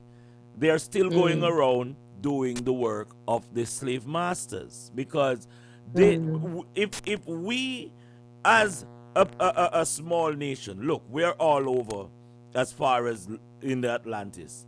And this is the continent of Africa with kings. I was looking, even when they reach up to a Kongpong town the other day, and had Richard Curry bow down on his knee, and they so-called anoint. I'm looking for these people to break grounds and start an embassy. I'm looking for these brothers and sisters to get solar system straight to our people and stop acting mumu. They act as if Africans don't have no bore nose. The people who build the pyramids. Well, see, I think that you may not. I don't think everybody. Yes. No, but I don't think you fully got the clarity. I guess being in the midst of this, I saw things very differently. No, and I look at it. Well, listen carefully. Yeah. Because again, I am here in the capacity of an organization that is gathering networks so that we can have these types of reasonings that are respectful. I'm gonna use that word very. Listen to me carefully. Yeah. Because sometimes when we get together, we get into a lot of emotion before we get to the foundational core of why we're even gathering. Yeah. And we start to get into, and this isn't a call on you or anyone else in particular. It's that there were persons that really didn't know who was supposed to all be in the table, right? And there's a lot of tables. You don't have a regular banquet table in the Caribbean because you got a number of entities that would respectfully need to be represented. You know, because what happened in Accompong was one component. Yeah. What happened at the Liberty Hall was another component. What happened with students, you know, junior equivalent, you know, grade youth coming up to, you know, fifth form, etc. That was a different component. What they did in the general community, just going into different communities, that was a different component. The way that people opened up their homes, not knowing who we were, just because we were in the middle of the country, making a stop and just reasoning, just people to people, right? It was very different than if it had been a quote official, because it was official visit, yes, but it was a very people to people focus. It wasn't a dignitary to dignitary. It was a very grassroots exchange. And a lot of persons wouldn't know that because a lot of those convenings, those weren't publicized. This was just them getting a feel. And I say this because before you take on the position of whatever didn't happen or establishing an embassy. That's No. what you're. But listen to me, Ruska. Like, Yeah. I need you to really get this, and I need for persons to hear this clearly. I know you're trying right? to force. I know you're trying to force feed me, but you know I'm very stubborn. No, I do not subscribe. No, but that's not my intention. No, but That's not my intention. I respect the office and the organization you're representing. I do respect that, but the power of the people is more powerful than any organization, any church, any police station, Correct. or anyone out there. We're all looking for the right solution, and the right solution, as the people are saying, is even though I don't want to be humble, that I hate that word humble. You know, I believe our people. It's been 400 years. When you look at the death rate that is happening in the place called Jamaica, where you're at right now, to the poor people, because it's not happening in Cherry Gardens, it's not happening in the resorts where people are protected. It's happening to our brothers and sisters who are not protected by a corporation called Jamaica, and our people need to realize that if we don't liberate ourselves, it won't happen. I think we are on a milestone now where when you talk to Mama G is a stench of what the maroon existence is all about. You know, she wear maroon, she talk maroon.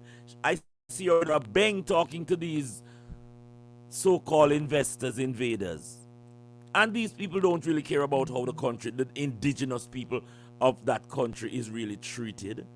They cared about we looking good, we talking good, and we dress good. It's not about that. And any brothers and sisters who are coming from the continent, the chief especially, the chiefs and the high priests and these people who are coming to the place they call Jamaica, has to realize that they not only have a huge responsibility to the brothers and sisters who were captured / sold out, not only to hug them and kiss them and go into them house, but to make sure the years of their generation that have been perished over here come to a stop.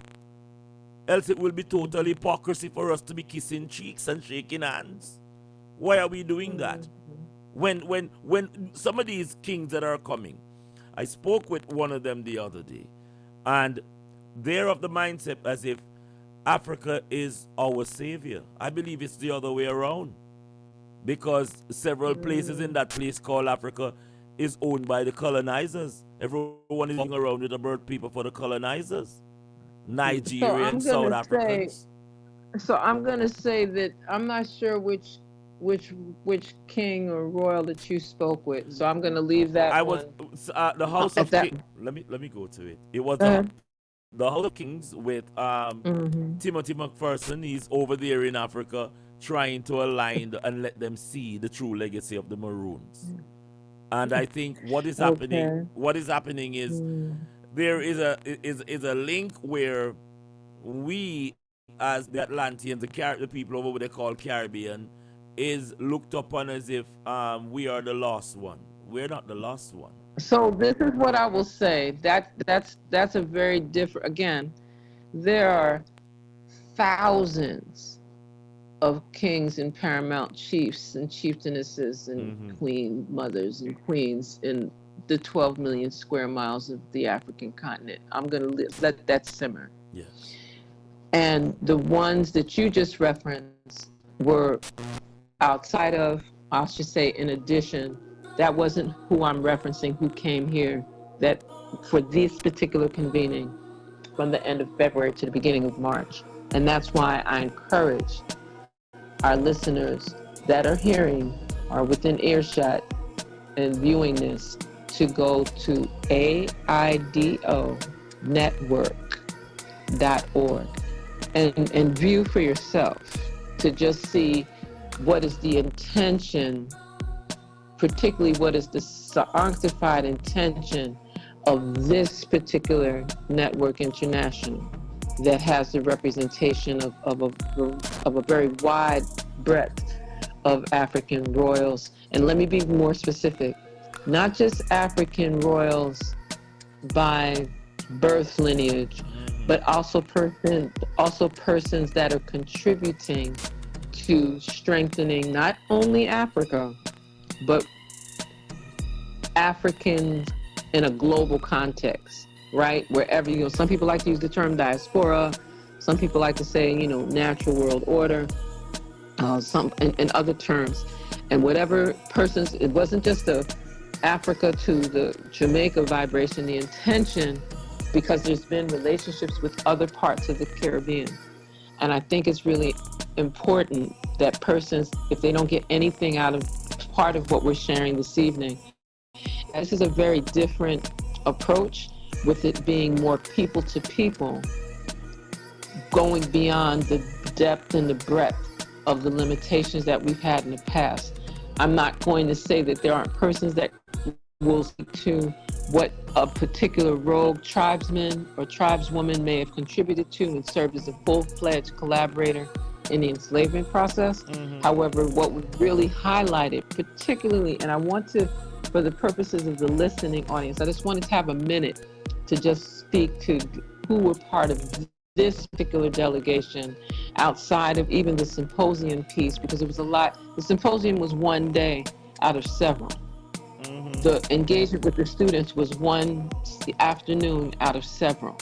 The engagement with Acapone was one day out of several. And the intention and what came out of that was the importance of reaching out to the other maroon natives, because many times we do not get an opportunity to speak truth to power in this regard. So I'm going to just go through this particular part because I did share it with you before we got on air. Yes. But I wanted to highlight that some of these particular African leaders, and I like to call them by name, just as Sister Queen Oshun Ma'at was sharing earlier, but it's His Excellency Paul Jones Eganda, who not only is a global chief, but he serves as the president of the Atakera International Development Organization. And the Atakera, that's what IDO stands for, Atakera International Development Organization Network.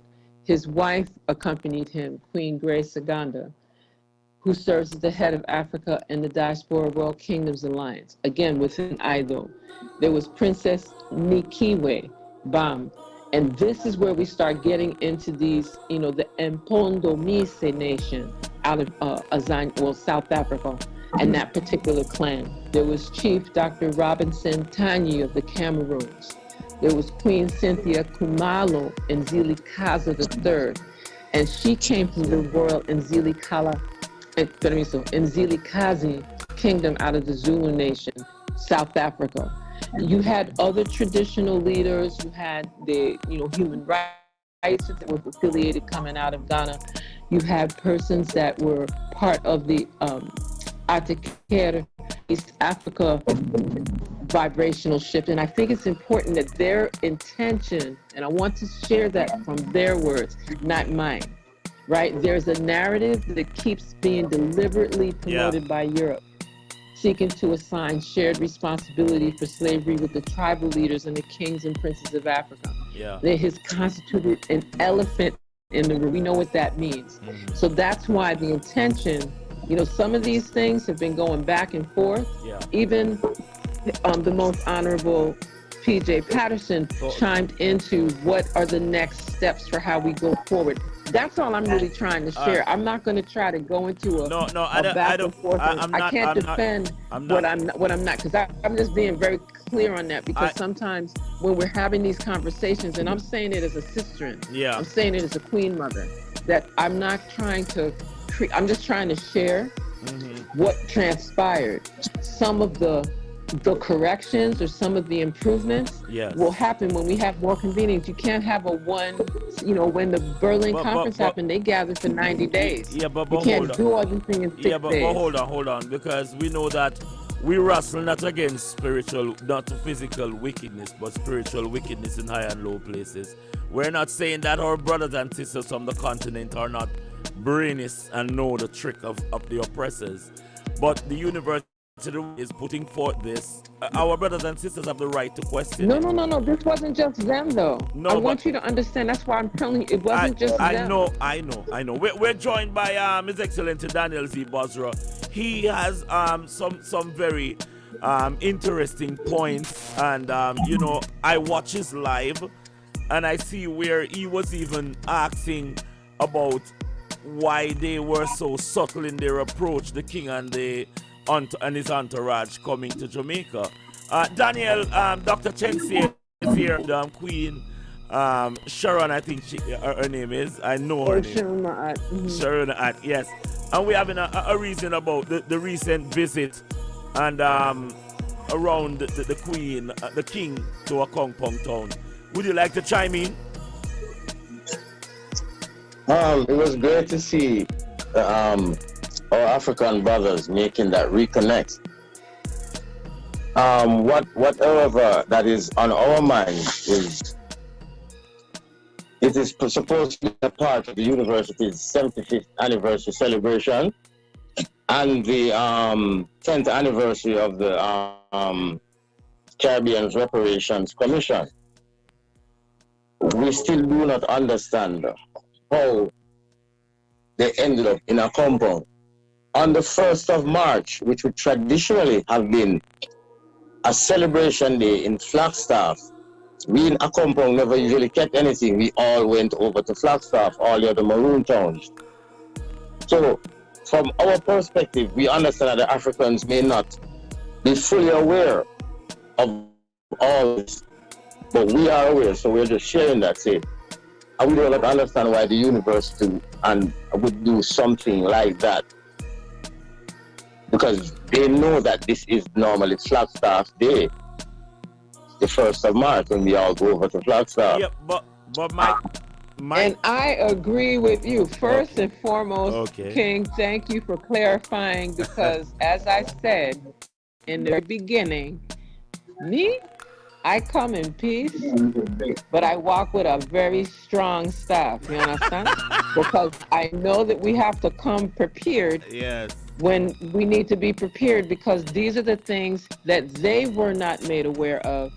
When they became aware of it, it was like things were already in action. So this is what I say. Wow. Those that know have a responsibility to make sure that those that don't know get to know, and there's a way to do it so that, again, what this particular Papa Atakere shared, we will come again, and we will make sure. One of the things that we witnessed, Sister Queen Oshun Ma'at and I witnessed, that the vibration shifted significantly as people started to come from different walks here in Jamaica to share, well, these are the places you should have come. These are the others that you need to see. These are the indigenous leaders that should be participating. Thank you. Persons did not, and I can say that did happen, although I spoke to certain persons from my own mouth. I asked, you do know that this could create some type of contention, because if you're going to go to Akongpong, then you need to go to Flagstaff, you need to go to Charlestown. Sister Queen Oshun just watched me in my face. You understand? The issue is that we have had a history of the university manipulating our cultural perspectives and our cultural groups to the universities and the functionaries of the universities' personal interest and ultimate benefit. For example, even when the Rastafari movement was sent to visit Haile Selassie, we are now digging up a document called Our Man in Mona, which reveals to us that they can't identify who. No Rastaman has ever come and said he wrote a letter. The letter didn't come with a date, it didn't come with a name, it was an envelope, no name. But this is what the university tells us was the impetus for them gathering these Rastas and sending them to Ethiopia. We find that suspect when we are through the document, Our Man in Mona. We see that the University of the West Indies is an agent of the crown. I hate to say that most universities, we're dealing specifically with University of the West Indies right now, right here, because they are what we have to battle with. You understand? Secondly, I think Mr. Curry, go ahead. Secondly, for us as Maroons, no one was made aware of anything. The Maroons were actually told that people from the UN come in. We were not aware of any planned coronation or any of that. Nothing like that was said to the people in the community. So that would be on Mr. Curry's behalf. Why he chose not to, why it was a secret occurrence. No, but I was looking. Well, I don't know. I was looking for. Oh, Sharon, want to say something? Yes, I'd like to say something, and greetings, Brother Basra. It is clear that you have backative for what you're saying, and it resonates with me. What we need to be clear, what Papa Etakar is saying as the representative, the president of IDO, is he will come where he is invited, and he will deal with the grassroots.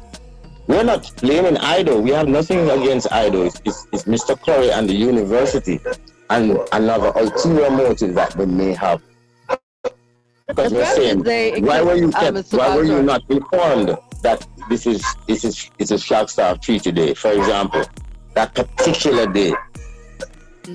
Right? That's both Mr. Curry and the university inform me that, and if anything, if you were to go anywhere, you should have gone to the Flagstaff celebration.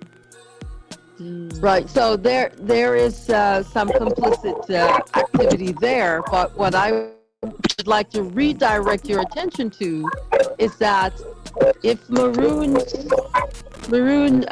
chiefs, colonels will come together and say, well, we want to talk to IDO, and we want to trade, and we want to meet and trade with them. We want to, set the record straight. They will be here. In fact, so we need to, we don't have to get to the bottom and solve this. What we need to do is to really focus on what we want. What do we want? And who is misdirecting the energies here? Yeah. Well, what do we want? Let us get the people together who want to create change and create a bridge to Africa.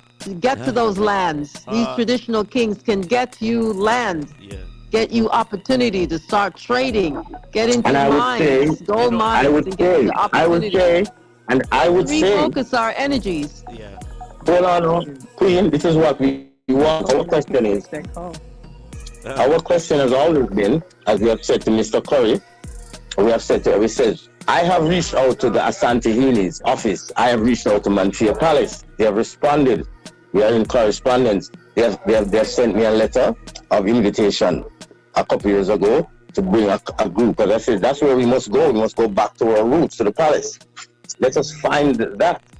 Yes. Why is it? We are wondering, because as far as advancements and development, that's it, that we're supposed to go. And then we target the African Union in 2018 came to a compound. Dr. Chivimbarekwa herself was there, had a meeting with the Maroons in October, and let the Maroons know that this 6th of January, the African Union is going to announce that they want to set up their headquarters for the West in a compound. I've said it over and over again. I'm like, why are we not? Why have we not given the African Union their 20 acres of land to start building? Because that's as highest as development will ever go. You want electric generator? You find the best company in Africa that makes generator. You want factories? Anything you want, we will take the best. Yes. We would have if the African Union's headquarters was in a compound. What happened in New Orleans would not have happened, because we'd have had 56 battalions. The South African helicopter squadron would have gone and lifted up black people off those houses. The Nigerian helicopter squadron. Yes. Because this is what it is about. Real. And from this point, let me finish. Yes. From this point, then we will correct Haiti. Because everything Haiti needs can come out of Africa. Yeah. So we're seeing that everyone is avoiding or incompetent at manifesting the truly great visions. But they want to do things that there are people who like to do things just to say it's done, but it accomplishes nothing great. Yeah. And this is what we're finding. I have a question. Okay. Is this particular? Is there a place where we can? Is this particular reasoning for recordation purposes, or is there some place where we share this? Because as we're speaking, one of the royals is communicating with us on another device, and they would like to weigh in, and I don't see a way for them to weigh in right now. But is there being? You could three-way them on your phone. Okay, we'll work on that. Yeah, no, or I could for call some reason them. it's not letting me do that. Well, yeah, it's okay. No worries. No worries. We'll come to that at another time, because I think it's important. One, these types of realities that is between academia and civil society, the term is in natural ordered society. Yeah, and when we talk about indigeneity, when we talk about reclamation, when we speak of repatriation, the other are terms, not only reparations, which I know you don't particularly care for the term. No. And that's why I tried to take time that, again, I have a problem with the term black. I have a problem with We're even not some black, of the terms we're African. maroon. However, because this language is the language that a majority speak, I'm only using it for the purposes of us being able to have some table space of understanding. Yeah. And what transpired, because these things came up, and I know that there's a reason that the ancestors definitely placed me in certain spaces, because I was able to let them know that, you're going to have to do the Flagstaff piece, you need to do Charlestown piece, there's another part with this Trelawney. I mean, I went Hold on. Our question is. Hold on, go ahead. Hold on, our question is, how do Maroons come into our reparations conversation? Because it's the Caribbean reparation. Okay, because you weren't here, King, when I was that expressing. That is more than slavery. She said that is more than slavery. Right, see, that's what the 20th century reparations. 20th century reparations is going to be all about the triangular slave trade, etc., etc., etc. All of it. I still don't see how Maroons come into that, because the Maroons are the descendants of the people who were ruling Spain for 700 years, from 1780 to 1490. Spain had to get rid of the most of Spain. Are they still suffering? Hold on. Separation? Hold on. What kind of pain that they're dealing with? Okay. Is everything in perfect? No, let's be straight about this. Everything is not in place. Slavery.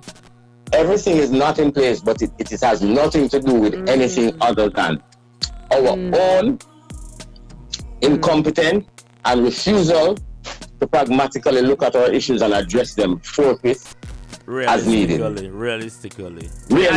I think we're still looking for the spiritual breakthrough. And physical and spiritual goes hand in hand with also mental. But doctor, I don't want to pressure your case too much, but I know that as we said, Excellency, I was explaining to our brothers and sisters on the continent, do not come over to the Atlantis Island, especially what you call the Caribbean, and figure more or less that you're our savior.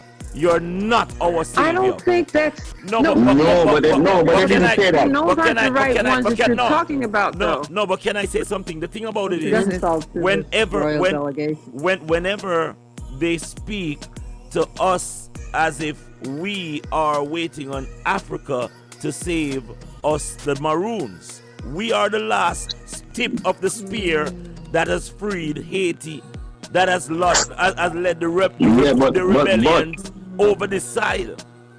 So this lets I agree. But you must also understand that the Africans have an ultimate responsibility. They have an ultimate responsibility in their own psyche and their own spiritual essence, because we are them. Yes. So they are going to always approach it because they are greater in number, greater resources, and they can actually lift us out of the doldrums that we are in. And they are going to take that approach. I don't have a problem with that approach. If any one of my brothers or cousins, or third or fourth cousins, has the potential to lift us out and want to save us, come and do that. So me personally have no problem with that, with them taking that approach.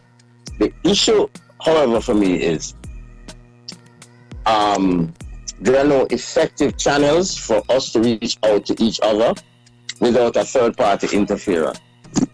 And that's what the University of the West Indies is, a third-party interferer. So that's why. Oh, please, Sister Queen. I want to follow the thread of what you're saying. Yeah. Do you want to continue? Yes, go on. Excellency, you want to share that she wants to get more details. She said, you know what the Excellency is saying, that the third party connection through the University of the West Indies is not the best facility that we can use, because the University of the West Indies has been like a propaganda machine for the corporation. I strongly believe agreed. So. Here's an example. That the president of IDO, he indicated when we were discussing the Truth and Reconciliation conference that brought certain heads of African kingdoms to Panama last year, May, I believe. Yes. To a trade and commerce agreement. Mm-hmm. Yes, when he contrasted that with IDO itself and their network and what they do not admit guilt for selling Africans into slavery. Wow. They do not admit that. Whereas the other group may have. They said if they do admit guilt, they'll be thrown out of the African kingdoms. Oh my God. But there's that's the thing. Oh my the African kingdoms organization.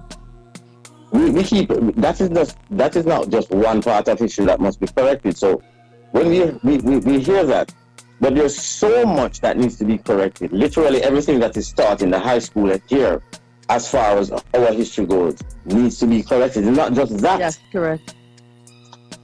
Everything. Jamaicans were told that there was a war between Britain and Spain for the island. Yet still, when I checked both Britain and Spanish records when I was in Spain and checked the British records, it shows that there was a treaty, the Treaty of Madrid, and it shows that there were simultaneously Spanish governors and British commanders on the island together. We have been lied to on so many levels that it's not just that. Even the story of the Maroons is a lie, because they make it look like nobody says where the Maroons come from. Where did Spain never had an African slave trade? Where did Spain get all the blacks in Jamaica, Cuba, Haiti, Panama, Argentina, Mexico? All these blacks come from. They never had an African slave trade. And Spain has never told the world what she did with 700 years of black men ruling from 780 to 1490 when we were defeated at the Battle of Granada. That's another lie. So even the average Maroon does not realize this. The average Maroon still thinks that he was brought here by the British. No, but even the story of Thomas Jennings, aka Paul Bogle, they have fabricated so much. The corporation has been lying to us. They've been lying in jacket and tie and all of these. No, guys, wait. Control your emotion. Okay. Now, one of the things, when I saw the university say that, one of the things that I came to my realization, when Dr. Ivan Van Sertim challenged the United Nations and proved unequivocally that the Egyptians were black, he did so as an intellectual. He never asked about the permission. He says, I am going, and he took them on. So we don't expect that the university is supposed to do that. Especially with Dr. Vereen Shepherd being a historian. Present the evidence and take it to the United Nations, just like Dr. Van Sertima did. That's the proper way. Asking people to change it. No, listen, we're going to show you. When I was at university, they started my philosophy course in Greece. I stopped the class, the first class, and everybody said, are you crazy? I said, no, but Herodotus, the greatest Greek philosopher, told me he studied in Egypt.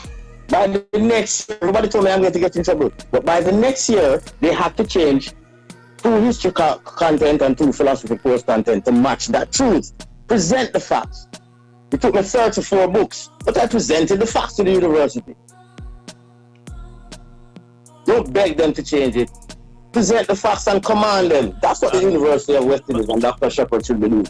Absolutely, and like Shekanta Diop did also, that as changed Dr. the face of history. Diop did. and Dr. Ivan Van Sertima.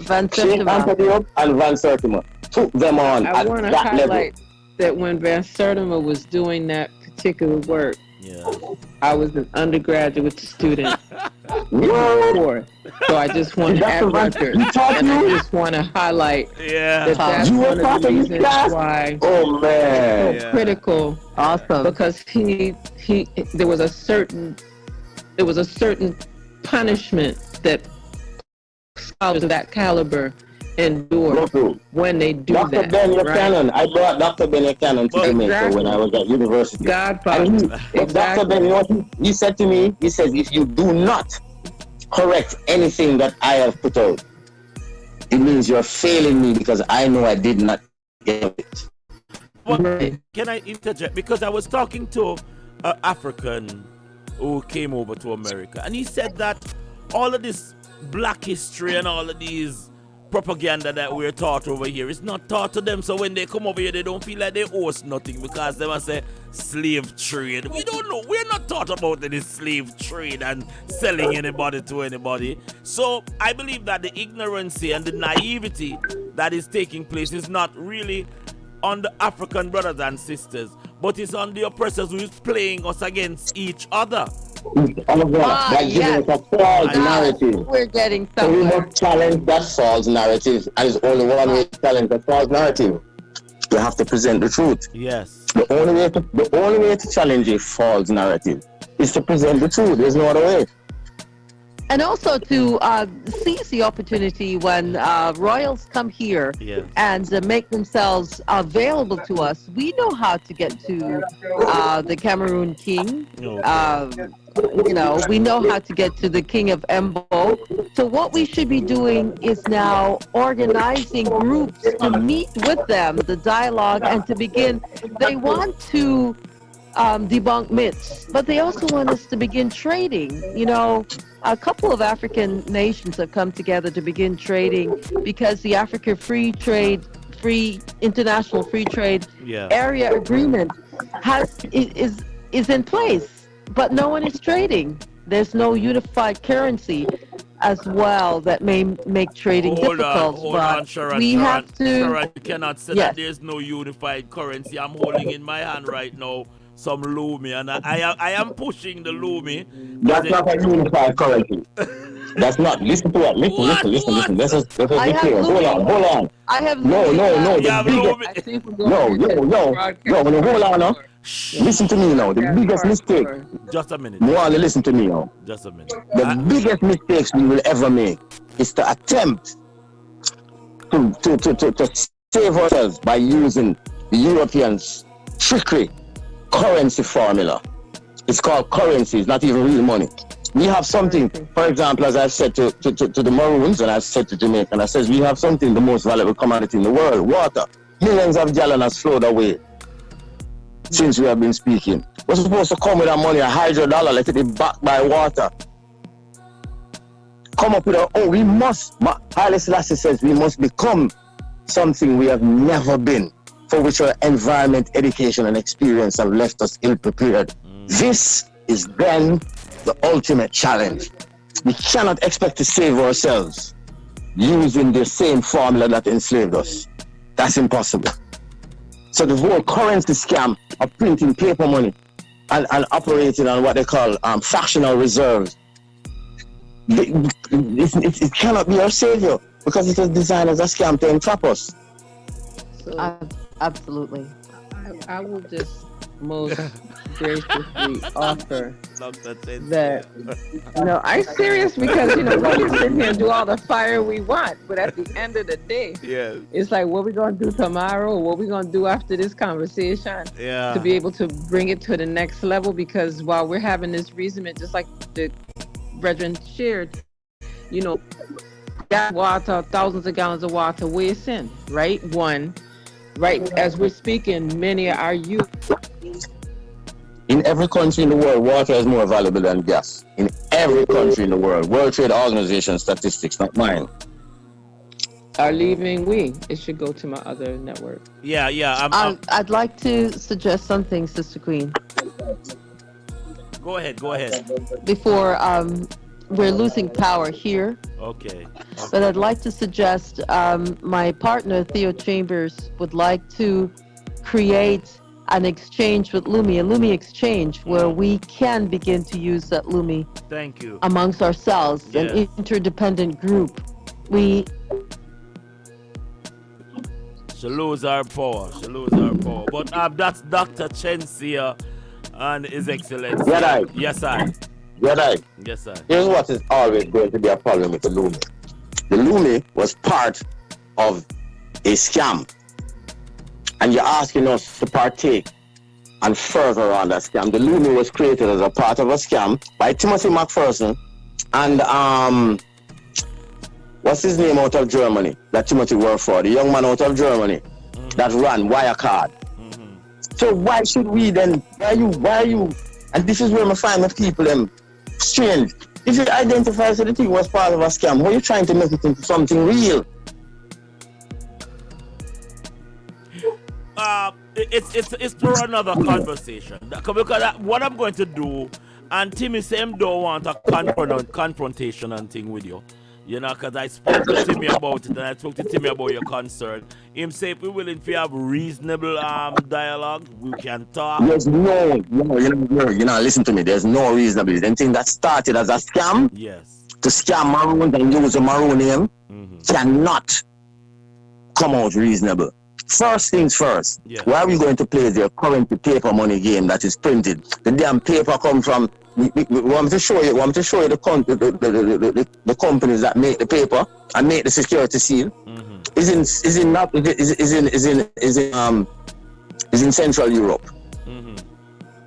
Our African money are making a hey yo, stop it, man.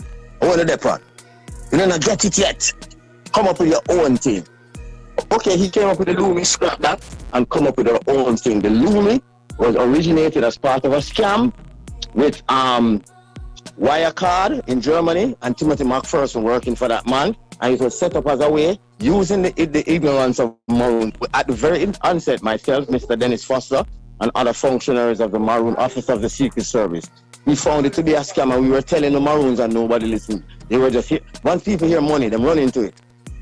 It's something that started as a scam, as part of a scam, to help a white man funnel money that he thief from other white people. Cannot be our salvation. What is the bucketive of this Lumi? So since Timothy started the Lumi, I could come up with something then. But stop trying to use something that was started as a corruption, as a scam. Hold on, Sharon wants to say something. Sharon, you want to say something right here? Doctor? I don't know if it's going to be a factor, but if we could substantiate the Lumi as still having the power to compete with the Gambini in the China, if we could substantiate that, then we can begin an interdependent group, a network that can begin trading.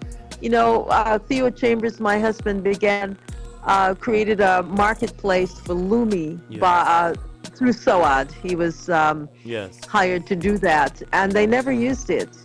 They never gave him the opportunity to show how to use that marketplace, and people were not trading. So he wants to do an independent I can come next week with the $100, and it is going to outshoot the Lumi because it is backed by substance. When you're ready for your money, I can give you your money's value in water, and water is priceless in every country in the world. I owe you 100 million, I can give you 100 million in water. Right now, if I tell the Arabs to pack up, send me a brand new empty container, and I fill that with water, and when I'm sending it off, they have to send me one filled with oil. Even though my water value more than their oil. You can switch the whole game with water, the life-giving thing. It is a reality. What backs the Lumi? Right. What? Gold and solar. They say gold and solar, but the point is we don't know where the gold is still underground. Yeah. We cannot identify the 4 grains of gold for all the amount of Lumis that people trade in. We have no way of accessing that. Your Highness, I have the information as to where the Lumi is printed. Of accessing that. So therefore, The paper comes from Romania. Hypothesis. If it can't be proven or disproven, it's useless. So let's find news sources where we could trade on the international market. I suggest the hydrodollar. I suggest the hydrodollar. Money backed by water. And I think it's important to present that. I don't think anyone is saying not to present that because you are very strong and confident in that. I just know that with 8 billion people on the earth and a significant portion being people of original ancestral, I'll use the term African loosely, ancestry and presence, that not everyone is going to address that particular currency. Just like we don't have a singular currency that we use in general. Even know what would be recommended, and this is why it goes back to what transpired here. You all have highlighted, and I just want to take a moment to highlight that you've highlighted some inconsistencies that have been consistent in regard to what the respective universities, whether it's the UE here, the UVI in the VI, or whatever other institution, these institutions of higher learning, so-called, and higher education, so-called, were created with the intention of misguiding all of humanity while doing it through a lens of educational, quote-unquote, appreciative inquiry. It's a strategy and tactic, The other part that you highlighted this evening, which is really eloquent as well, is that a lot of persons are overlooking that we have to come from a place of our authentic, as Garvey would put it, authentic self-sufficiency, and we have to create our own, build our own, support our own. And that's a challenge for many of us because we haven't been trained, we haven't even been guided to think that way. What just our ancestors are not saying, even to think that way. Most people can't even think that way. No, because it just seems it's just out of the mindset is not a mindset of our own, of self-sufficiency, and definitely not a mindset of sovereignty, because with a mindset of sovereignty and power, not just sovereignty in of itself, but sovereign power, and bringing that ancestral guidance, then that would shift. It wouldn't just be the four of us having this conversation, it would be the multitude being in this same accord. The way that people go down the road for Juve and Trump and so, it would be that kind of vibration around this sovereign power, harmony, unity and liberation. But it's challenged because, like what just happened, I had other elders and eldresses say which ancestral, for example, divination was done to even engage before we did this. What libation was poured. And I know the African royals did libation outside of that campus before they walked in that building, right? People didn't check all that. They just were, oh wow, ooh la, woola. But what was powerful is they stopped and went and did that. You understand? And then inside it became an academic activity. And it was a long academic activity with a lot of exchange. And I encourage persons to look and see what was shared. I mean, it was on UETV as well. But we also did some coverage of our own to make sure that at least the certain portions that we covered were able to be shared. It's important for persons to just be aware of what the intentions were. What people think. The Q&A was challenged because we would have needed another day for the Q&A and the exchanges. Not just people that wanted to proselytize and just bring their own agenda that had nothing to do. Like me personally, I always say that to persons, I'm probably one of the roughest moderators in the earth, because if we say we're going to do this in 2 hours, then we're going to use those 2 hours effectively, because I have witnessed multi-billionaires have convenings, and when they convene with an efficient and effective use of time, right? Yes. And they get things done. And they leave with actionable deliverables. They don't just talk for 7 hours and then at the end it's like, we feel good, we're gonna take a picture, we say it. right? They're going to leave with some kind of a tangible, this is what our action program, this is what your assignments are, this delegation of responsibilities, and we reporting and getting things complete, right? So that's what I am hoping the best for out of this, because some things weren't, like you said earlier, certain persons that were supposed to be at this gathering weren't present, and some clearly said they didn't know. And I know on our part, certain people came because we reached out to them and said, come, we know you weren't invited, come anyway. You understand? That's why certain people look up when they see certain people come in the room. They were like, oh, we're so glad to see you. That was the best part for me. Yeah. You understand? Because we know that it was important for us to do that kind of work. And I want to highlight, this wasn't just a UE directed thing. Granted, almost everybody in these different convenings attended the UE different campuses in the region, but this was a collaboration with the IDOL Network International. The UE hosted select events. There were things that transpired at Akumpong that most people didn't know. Even those of us in the CARICOM Reparations Commission were fully cognizant of that being anything more than just a visit. And this is what we're saying, because we know what that was about. We understand the ulterior motive of all those actions. And again, we're saying the university cannot be the point of interface. No, what I will say is that one of the reasons, and this is going to be very candid, sometimes people engage the university because the resource to do some of this will be facilitated. If we try to do some of these things and have people traversing from here and there and yither and yonder, a lot of times that's why the resource, what you say, we won't use the word currency, but whatever kind of exchange and trade and value to get people here and there and be able to feed people here and there and host people here and there, we have to have those resources. Right. That's so when I went on the IDO website, I understand that this is an initiative of the University of the West Indies that invited IDO. That's what it says on the IDO website. I'm going to share it with you again. And I know that that's what is shared on the website.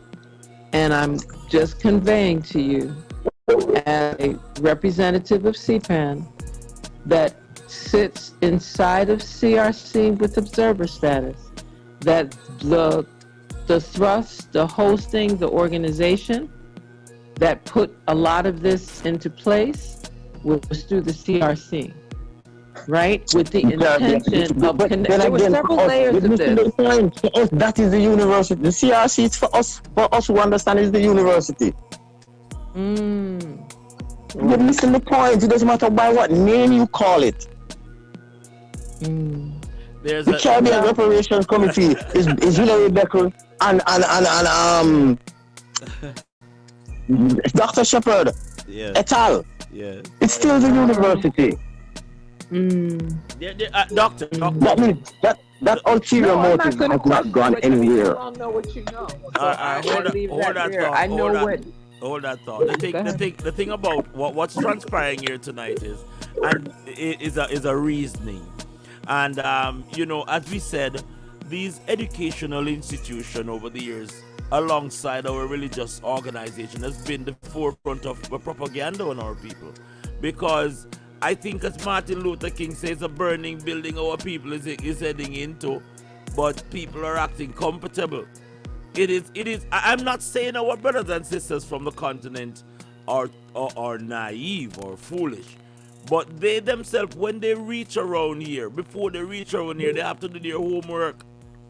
It is. I know that's not it. Here's the thing: there needs to be an established point of interface that has no third-party involvement. That means that we're really concerned about Africa supposed to can get in touch with all these organizations, and they take it seriously without it. It's almost as if it doesn't come from the university. It's not serious. Yes.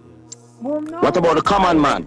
I don't think that's an accurate position to have, and I want to say that because because I need you to really hear what I'm saying, because this was one iteration of what transpired. There have been other kings and queens and royals that have come with different intention and different vibrations. Exactly. And there's some that we can say were really positive and did, people to people and went to the grassroots, and some that don't. They only want to deal with ceremonial. Everything is ceremonial. Yes.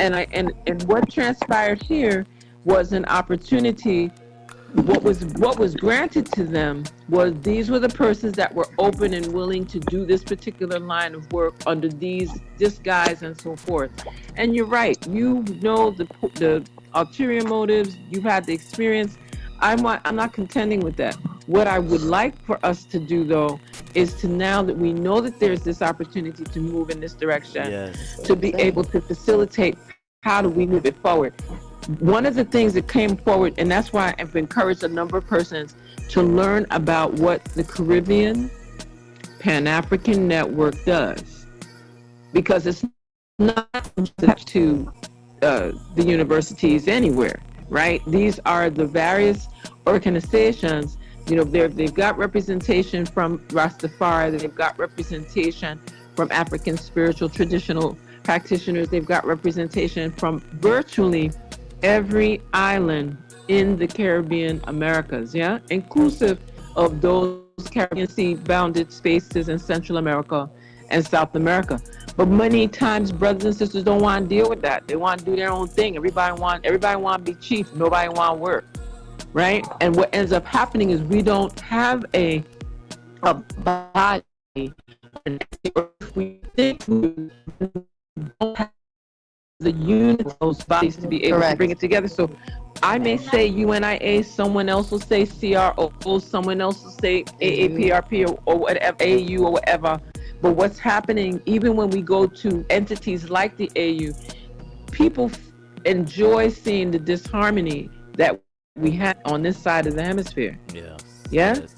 And we have to navigate what is that entity that at least we can say, from the 50 organizations that are in this region, at least we can send 2 to 3 persons from those respective entities to be able to work together and fine tune it so that you'll have like no more than, let's say, 10 representatives that would at least be able to cover. We represent these 10 organizations, but like that one person at least can give that complementary voice to how we move forward. We don't do that. And that's not just skill, and that's not just academic anything. That's not just common sense. That's following ancestral guidance and spiritual foundational core respect for one another. That we gonna have differences, like we have in this reasoning right now.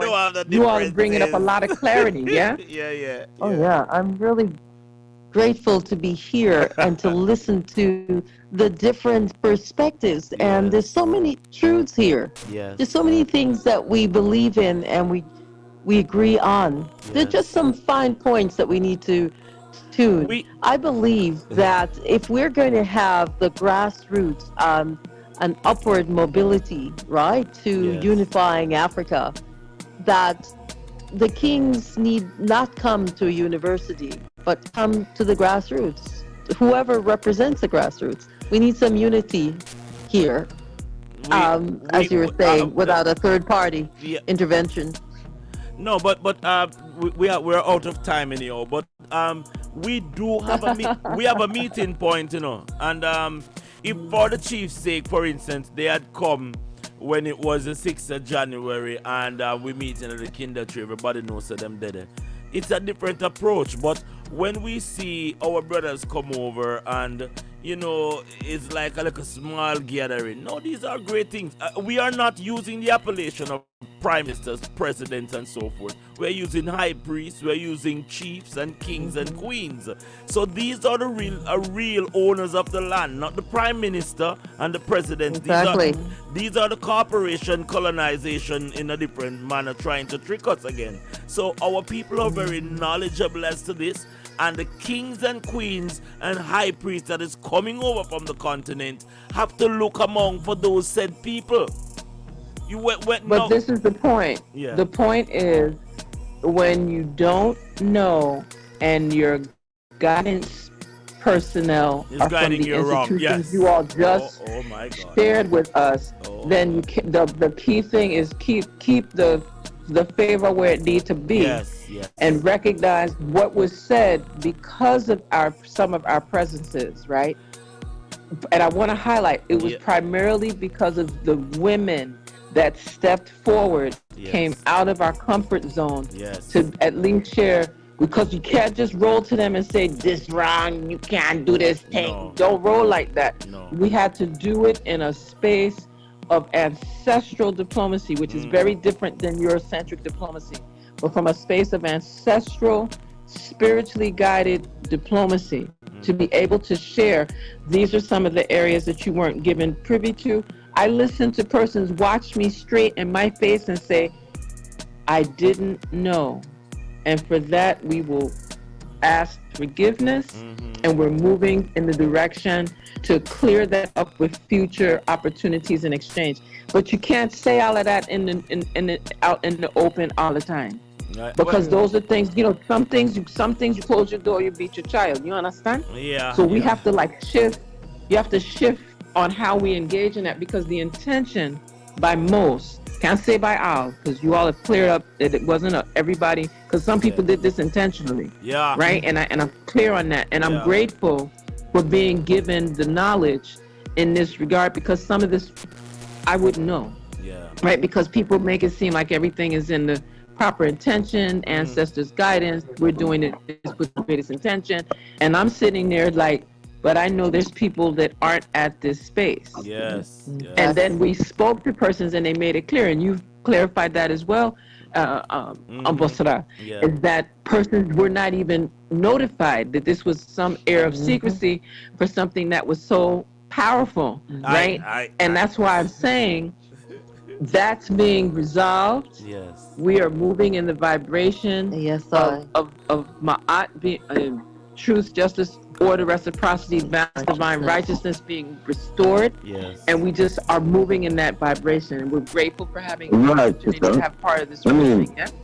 Imagine the shock.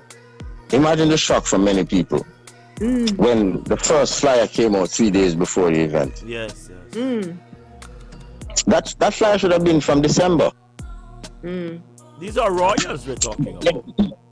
Because the people who it concerned would have seen it, even without inviting us. You would have seen it, and it concerns us, and we would have contacted whichever. We would have been there en masse.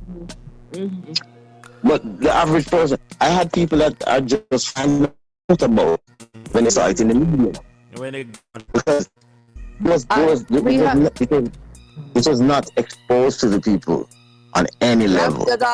Yes. And Brother Basra, we have the opportunity to share your concerns with the royals. We have that opportunity, and we must bring it forward to them so they can address these wrongs. Next week, listen, me, Dr. Chensi has been working very hard behind the scene and yourself. So she did she assured me that Ras Gadites after the 6th, I will get a little breather, and I caught her off chart tonight. Tonight she didn't even know I was gonna call it, sir, and you didn't even know that. But of course, next week, I think Monday of the earliest, we can organize, because the people need to hear the royal. They need to know that the royal is coming with sincerity. Let me correct you on something, Gadites. Yes. At no point were the African royals wrong. No point were they wrong, because they were fulfilling their responsibility and mandate to make the reconnection. Yes. At no point was they wrong. I fully agree with you. So what I am trying to do as one who will understand espionage, Haile Selassie in the mission, the life, reign, and character of Haile Selassie, he says anything that starts without the espionage arm is doomed to failure. I studied in Cuba, properly trained by the Cuban G2. So we observe every time we are a functionary of the Maroon Office of the Secret Service. Yes. We dig up stuff, because without that aspect, Haile Selassie says you start anything without the espionage arm, it's doomed to failure. So this is basically what it is. It's not even more that it's not political or anything as much as it is about us having to put ourselves in the position where we have to be triple checking and quadruple checking everything from a perspective of these people have never meant us good. Well, just a simple understanding. Well, so if them come and say good morning, you don't just respond. You think and say, these people have never meant us good. Why are they telling me good morning? Everything. Yeah. Well, as the Queen said a while ago, we will lay the foundation so we can, let people stop being speculative as to what we're doing. They know that we're about liberation. There's going to be a bit of espionage along the way, but we are here to get the facts about it. And Dr. Chensia, she has put it out clear that, her spirit guide her to correct some of the wrongs that was taking place. And we move along, because that is what progress is about. We expect the challenges and we expect the people who are going to work against us, but we also are expected to be victorious in our plight. Resolution, my brother. Resolution is the trait of kings. Resolution must always resolve it. Resolution is the trait of kings. And it's amazing, it's amazing. Dr. Chensia and Sharon can testify to this. None of this was planned tonight. None of this was planned by us in the physical form. It was done by the ancestors. And this is how... Ancestors. Yes, this is how we know that we're on the right track, man. We're going to get the royal. It's past my bedtime. The ancestors kept me awake. Thank you so much to His Excellency Daniel Zibaz, and of course, Sharon, of course, Dr. Chensia. Thank you so much. We look forward to share with you again. And keep that fire of the rebellion burning, because the ancestors is counting on us to be the next chapter in this book. Aye. Blessed love. Blessed love. Hotep, hotep, hotep. Blessed love. Hotep. Sovereignty forever. Blessed love. Blessed love. Thank you once again for joining us here on the Strickly Reggae Show. We're going to be signing out right now. We'll rebroadcast this on Monday for you, but this is yours truly, Russ Gadites, and it doesn't get any better than this. Let's just charm you out and let you go to bed. Oh, excellent is thy name, who has set thy glory above the heavens. Strength to enemies and their vengeance. With the name, Jah Rastafari.